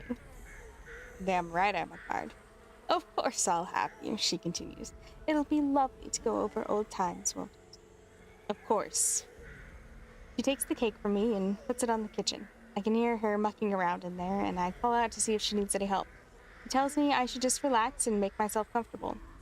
The dining room and the kitchen both face the street, and as I sit at the dining room table, I see people walk past, rush past, and some wait for their dogs and move on. On the table is a pensioner's card. Her name is Milla. Milla Johnson. She's 82. When she comes back out, she brings a dinner identical to the one she had the previous day: salad and soup and some tea. We eat, and she tells me all about her day-to-day travels. She talks for 5 minutes to Sid in the butcher's shop, but doesn't buy any meat. She just chats and talks and laughs at his jokes, which aren't really funny. She has lunch at 5 to 12. She sits in the park, watching the kids play and the skateboarders do their tricks and swerves at the skate bowl. She drinks coffee in the afternoon. She watches Wheel of Fortune at 5:30. She has her dinner at 6. She's in bed by 9. Later on, she gives me a question. We've cleaned up the dishes, and I'm sitting again at the table. Mila comes back in, nervously sitting in her chair. Her shaking hands reach out to mine. They hold them, and her pleading eyes open. She says, "So tell me, Jim." Her hands begin to shake a little harder. "Where have you been all this time?" Her voice is painful but soft. "Where have you been?" Something stuck in my throat. The words. Finally, I recognize them and say, "I've been looking for you." I speak that sentence as if it's the one great truth I've ever known. She returns my conviction, nodding. I thought so. She pulls my hands over to her, leans over, and kisses my fingers. "You always did know what to say, didn't you, Jim?" "Yes," I say. "I guess I did." Soon she tells me she has to go to bed. I'm pretty sure she's forgotten about the mud cake, and I'm dying to have some. It's close to 9 o'clock, and I can sense I'm not getting a single crumb of that cake. I feel awful about it, of course. I ask myself, what kind of person am I, worrying about missing out on a lousy piece of cake? She comes to me about 5 to 9 and says, "I think I should probably go to bed, Jimmy. Don't you think?" I speak softly. "Yes, Mila, I think so." We walk to the door, and I kiss her on the cheek. "Thank you for dinner," I say, and I walk out. "My pleasure. Will I see you again?" "Definitely," I turn and answer. "Soon." The message this time is to soothe this old lady's loneliness. A feeling of it gathers in me as I walk home, and when I see the doorman, I pick him up and hold all 45 kilos of him in my arms. I kiss him in all his filth and stench, and I feel like I could carry the world in my arms tonight. The doorman looks at me with amusement, then asks, "How about a coffee, old son?" I put him down and laugh and make the old bludger a coffee, with plenty of sugar and milk. "Would you like a coffee too, Jimmy?" I ask myself. "Don't mind if I do," I reply. "Don't mind at all." And I laugh again, feeling every bit like a true messenger. 8. Being Jimmy. It's been a while since I delivered the coffee table to Ma's place. I haven't dropped in on her for a good couple of weeks. Let her cool down a bit. She gave me a nice drubbing when I finally turned up with it. I visit her on a Saturday morning. "Well, look at what the bloody cat dragged in," she says wryly as I walk through the door. "How's it going, Ed?" "All right. You?" "Working my freckle off as usual." Ma works at a gas station behind the register. She does bugger all, but whenever you ask her how she is, she claims to be working her freckle off. She's making some sort of cake, and she won't let me have a piece because someone more important's coming over. Probably someone from the Lions Club or something. I come closer to get a better look at what it is. "Don't touch," she snaps. I'm not even within reaching distance. What is it? Cheesecake. Who's coming over? The old Marshalls. Typical. Rednecks from around the corner, but I say nothing. Better off that way. "How's the coffee table doing?" I ask. She laughs, almost deviously, and says, "Pretty well. Go have another look at it." I do as she says, walk into the lounge room, and can't trust my eyes. She's done a bloody swap on me. "Oi!" I shout to the kitchen. "This isn't the one I delivered." She comes in. "I know. I decided I didn't like that one." I've got the shits now, really. I knocked off work an hour early to pick up that other one, and now it's not good enough for her? What the hell happened? I was talking to Tommy on the phone, and he said all that pine rubbish was pretty ordinary and wouldn't last. She props between sentences. "And your brother knows about that sort of thing, believe me.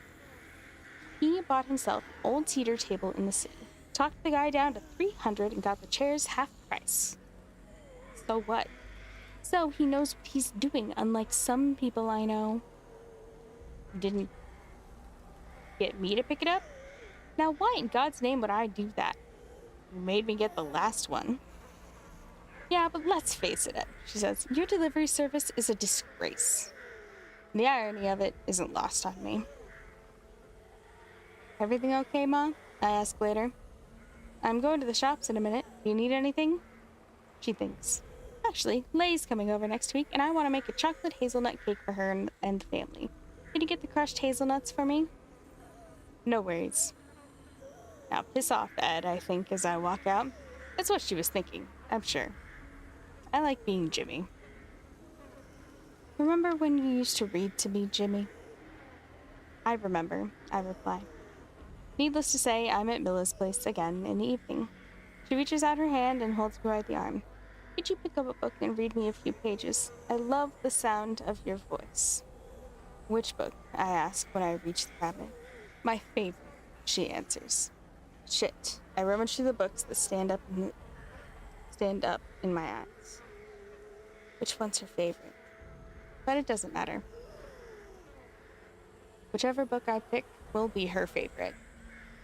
Wuthering Heights, I suggest. How did you know? Instinct, I say, and begin reading. She falls asleep on the lounge after a few pages. I wake her and help her to bed. Good night, Jimmy. Good night, Milla. As I walk home, something writes itself at the edge of my mind. It's a piece of paper that was in the book, used as a bookmark. It was just a normal, thin piece of pad paper, all yellow and old. The date said 1/5/41, and there was one small piece of typically scratchy male handwriting on it, a bit like my own writing. It said, Dearest Milla, my soul needs yours. Love, Jimmy. During the next visit, she gets her old photo albums, and we look through them. She constantly points out a man who holds her, or kisses her, or just stands there on his own. You were always so handsome, she tells me. She even touches Jimmy's face in the photos, and I see what it is to love someone like Milla loved that man. Her fingertips are made of love. When she speaks, her voice is made of love. You've changed quite a bit now, but you still look good. You always were the most handsome boy in town. All the girls said so. Even my mother told me how great you were, how loving and strong, and how I had to do good by you and treat you right. She looks at me now, almost panic-stricken. I did right by you, Jimmy, didn't I? I treated you right, didn't I? I melt. And I look her in her old but lovely eyes. You did right by me, Milla. You treated me right. You were the best wife I could have ever. And that's when she breaks down and cries into my sleeve. She cries and cries and laughs. She shakes with such despair and joy, and her tears soak nice and warm through my arm. She offers me mud cake after a while. It's the one I brought her a few days ago. I can't remember who brought this to me, she tells me, but it's very nice. Would you like some, Jimmy? That'd be great, I say. It's older now and a bit stale, the mud cake, but the taste is perfection. A few nights later, we're all on the porch of the shack, playing cards. I'm going strongly until a sudden silence slits through the game. A sound follows it from inside. It's the phone, Audrey says. There's something about it that doesn't sit right. An uneasy feeling glides over me. Well, are you getting it? Marv asks. I get up and step over the doorman with great trepidation. The ring calls me towards it. I pick it up. Quiet. All quiet. Hello? Again. Hello? The voice attempts to find the very core of me. Finds it and says 4 words. How's it going, Jimmy? Something breaks in me. What? I ask, what did you say? You heard me. The phone dies, and I'm alone. I stagger back out to the porch. You lost, Marv informs me, but I barely hear him. I couldn't care less about the card game. You look shocking, Richie tells me. Sit down, lad. I heed his advice and take my place again in the game. Audrey looks at me and asks whether I'm okay just by the expression on her face. I answer yes, and when she stays later, I nearly tell her about Milla and Jimmy. I'm so close to asking what she thinks about it all. I already know the answers. Her opinion can't change any of this, so I might as well face up to the fact that I have to go on. I've given Milla the companionship she's been needing, but it's time now to either move on to the next address or go back to Edgar Street. I can still visit her, of course, but it's time now. It's time to move on. That night, I go out walking with the doorman late. We go down to the cemetery and see my father and wander through the rest of the graves. A flashlight hits us. Security. You know what time it is? The guy asks. He's big and mustached. No idea, I answer. 11 past midnight. Cemetery's closed, mate. I almost walk away, but tonight I can't. I open my mouth and say, I'm wondering, sir. I'm looking for a grave. He looks at me, deciding. Should he help me or not? He goes for yes. What name? Johnson. He shakes his head and laughs incoherently. You have any idea how many Johnsons there are in this joint? No. A lot. He sniffs at his mustache as if to erase an itch. It's red. He's a redhead. Well, can we give it a go anyway? What sort of dog is that? Rotty Shepherd Cross. He stinks a real bloody treat. Hey, don't you wash him? Of course I do. Whoa. He turns away, screwing his face. That's diabolical. The grave, I ask? His memory is jogged. Oh, yeah. Well, we can give it a shot. Any idea when the poor old sap died? There's no need to be disrespectful. He stops. Look, it's getting a bit shirty now. Do you want my help or not? All right, I'm sorry. This way. We walk almost half the cemetery, find a few Johnsons, but not the one I'm after.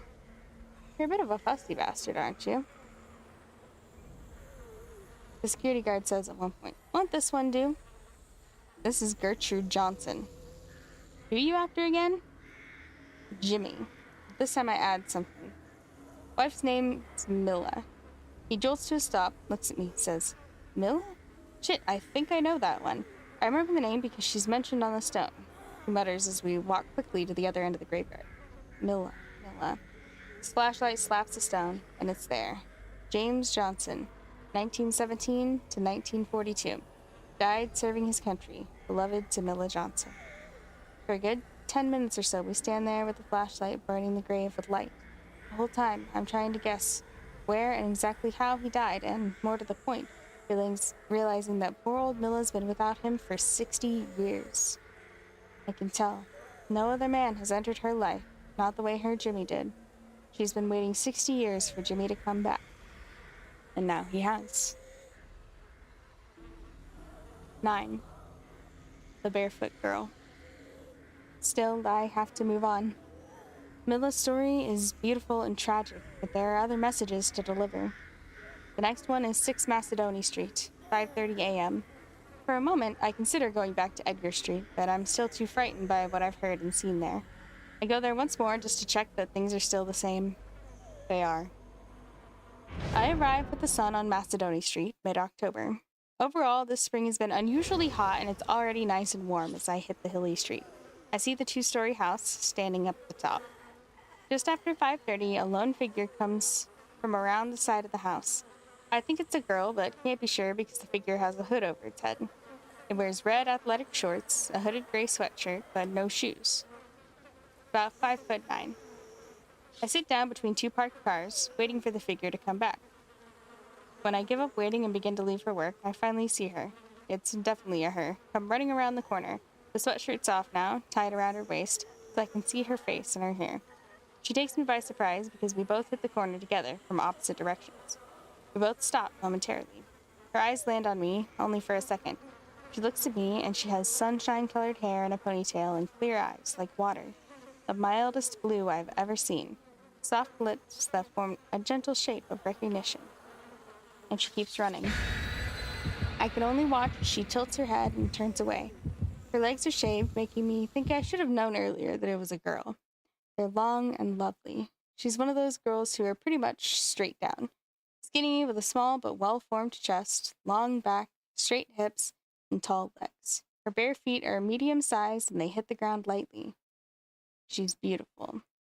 She's beautiful and I'm ashamed. She's 15 if she's a day and I'm being stepped on. I'm being crushed from the inside. Feelings of love and lust fight each other inside me, and I realize I'm drawn instantly to this girl who runs barefoot at 5:30 in the morning. I can't escape it. That's where we will end off for now.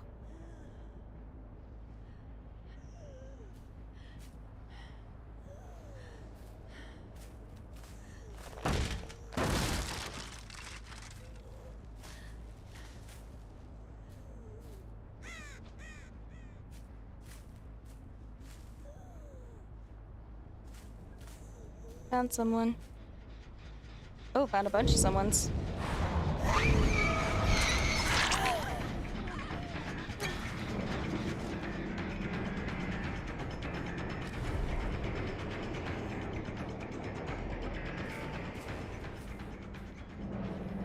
There's fucking another one? Good lord.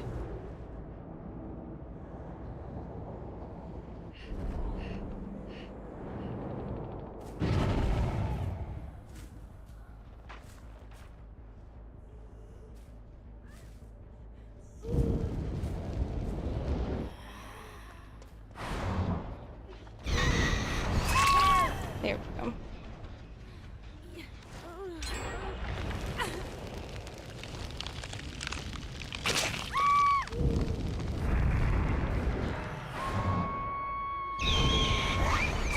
Oh, fuck's sake. I can't believe I missed.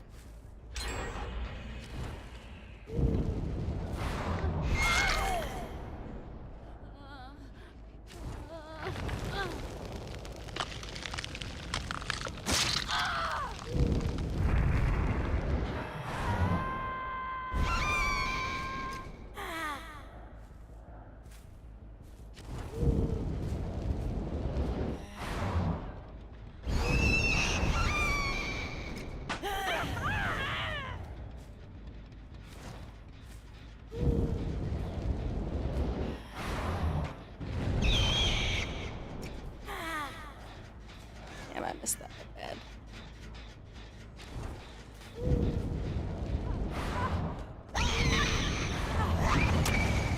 Are you kidding me, game?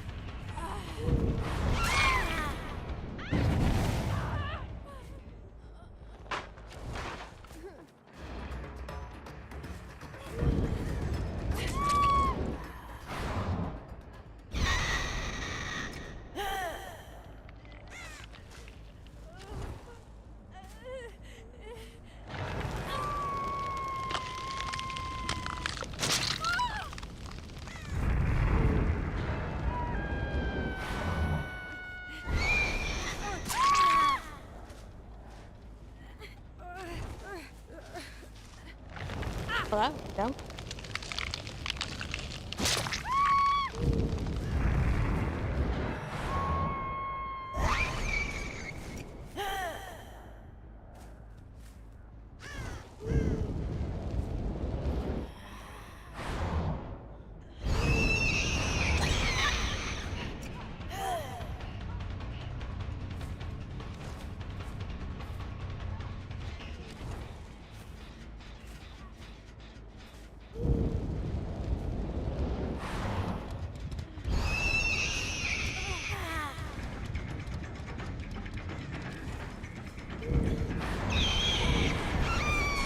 Damn.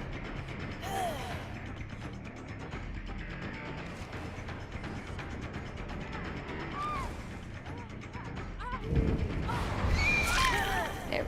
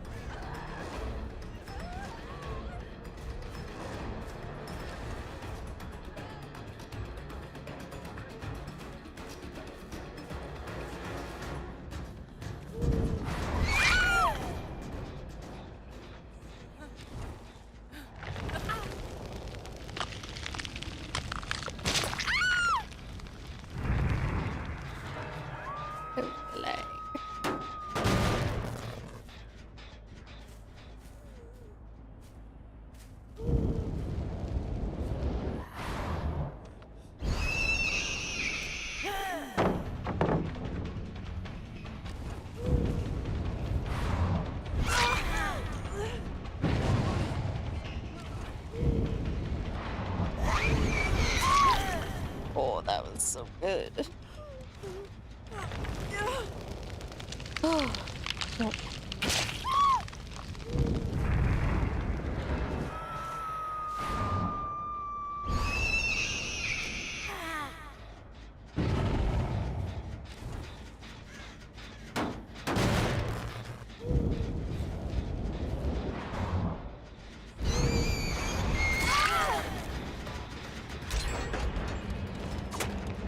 Oh my gosh.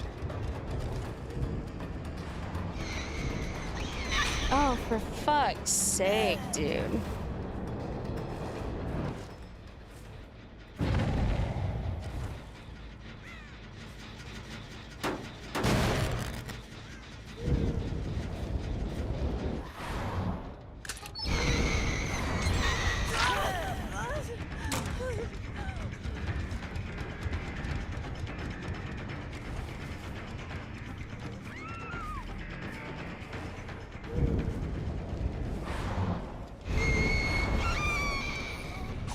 Oh, come on.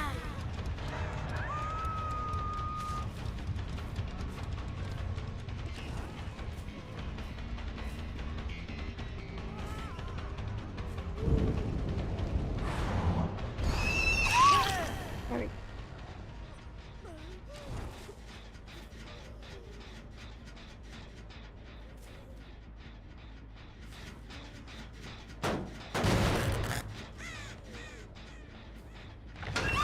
Oh, hell yeah. Let's go.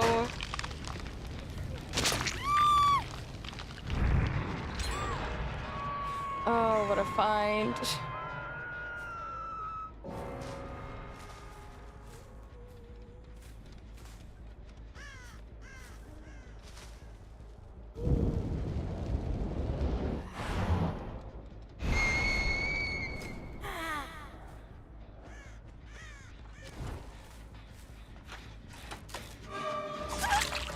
Three.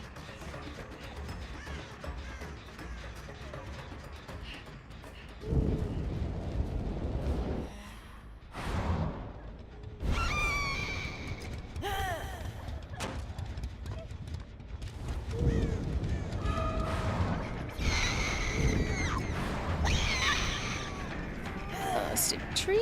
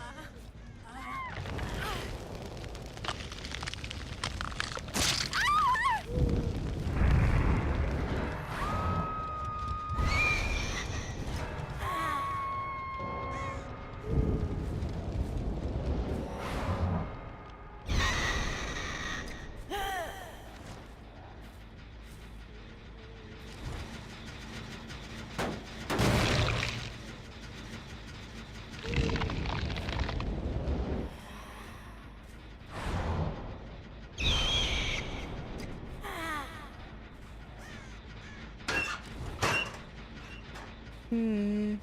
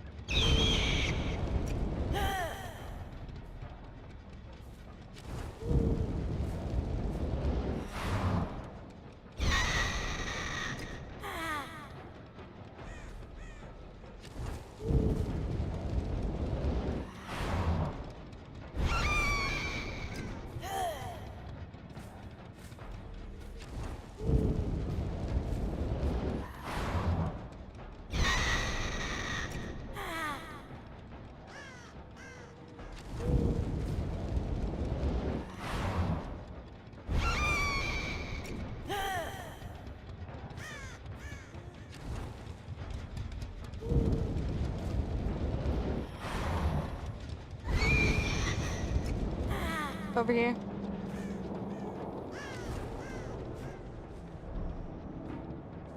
There were 3 of them.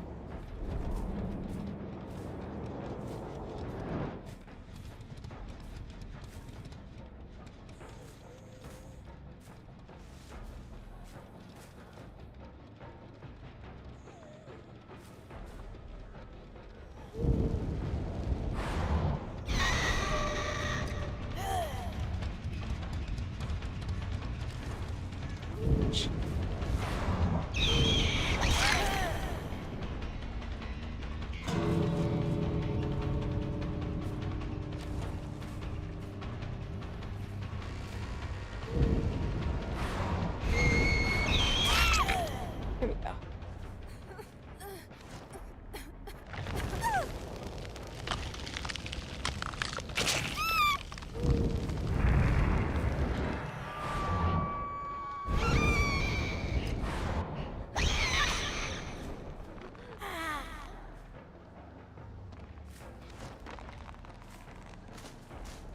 Oh, I saw something here. I'm just losing it.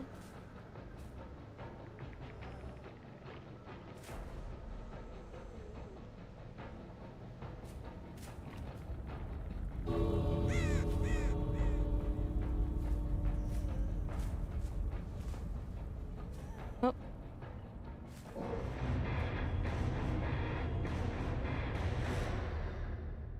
Not too bad, not too bad. Especially for the last one for the night.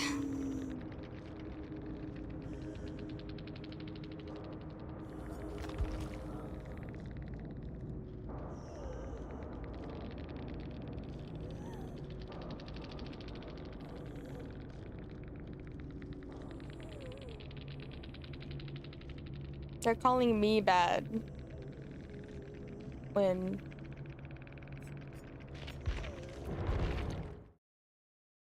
I shut them down just as much as you did. So weird. I don't know. That is gonna be it for me today, everybody. I really appreciate everyone sticking around, hanging out, being here in general. We will be back again tomorrow, with some more 2v8. I feel like I had plans to play with somebody, but I don't remember who. Thank you, Cassie. You sleep well as well. I love you all so very, very much. Have a good one, everyone. Oh, bye-bye. And good night. GG's, Aunt.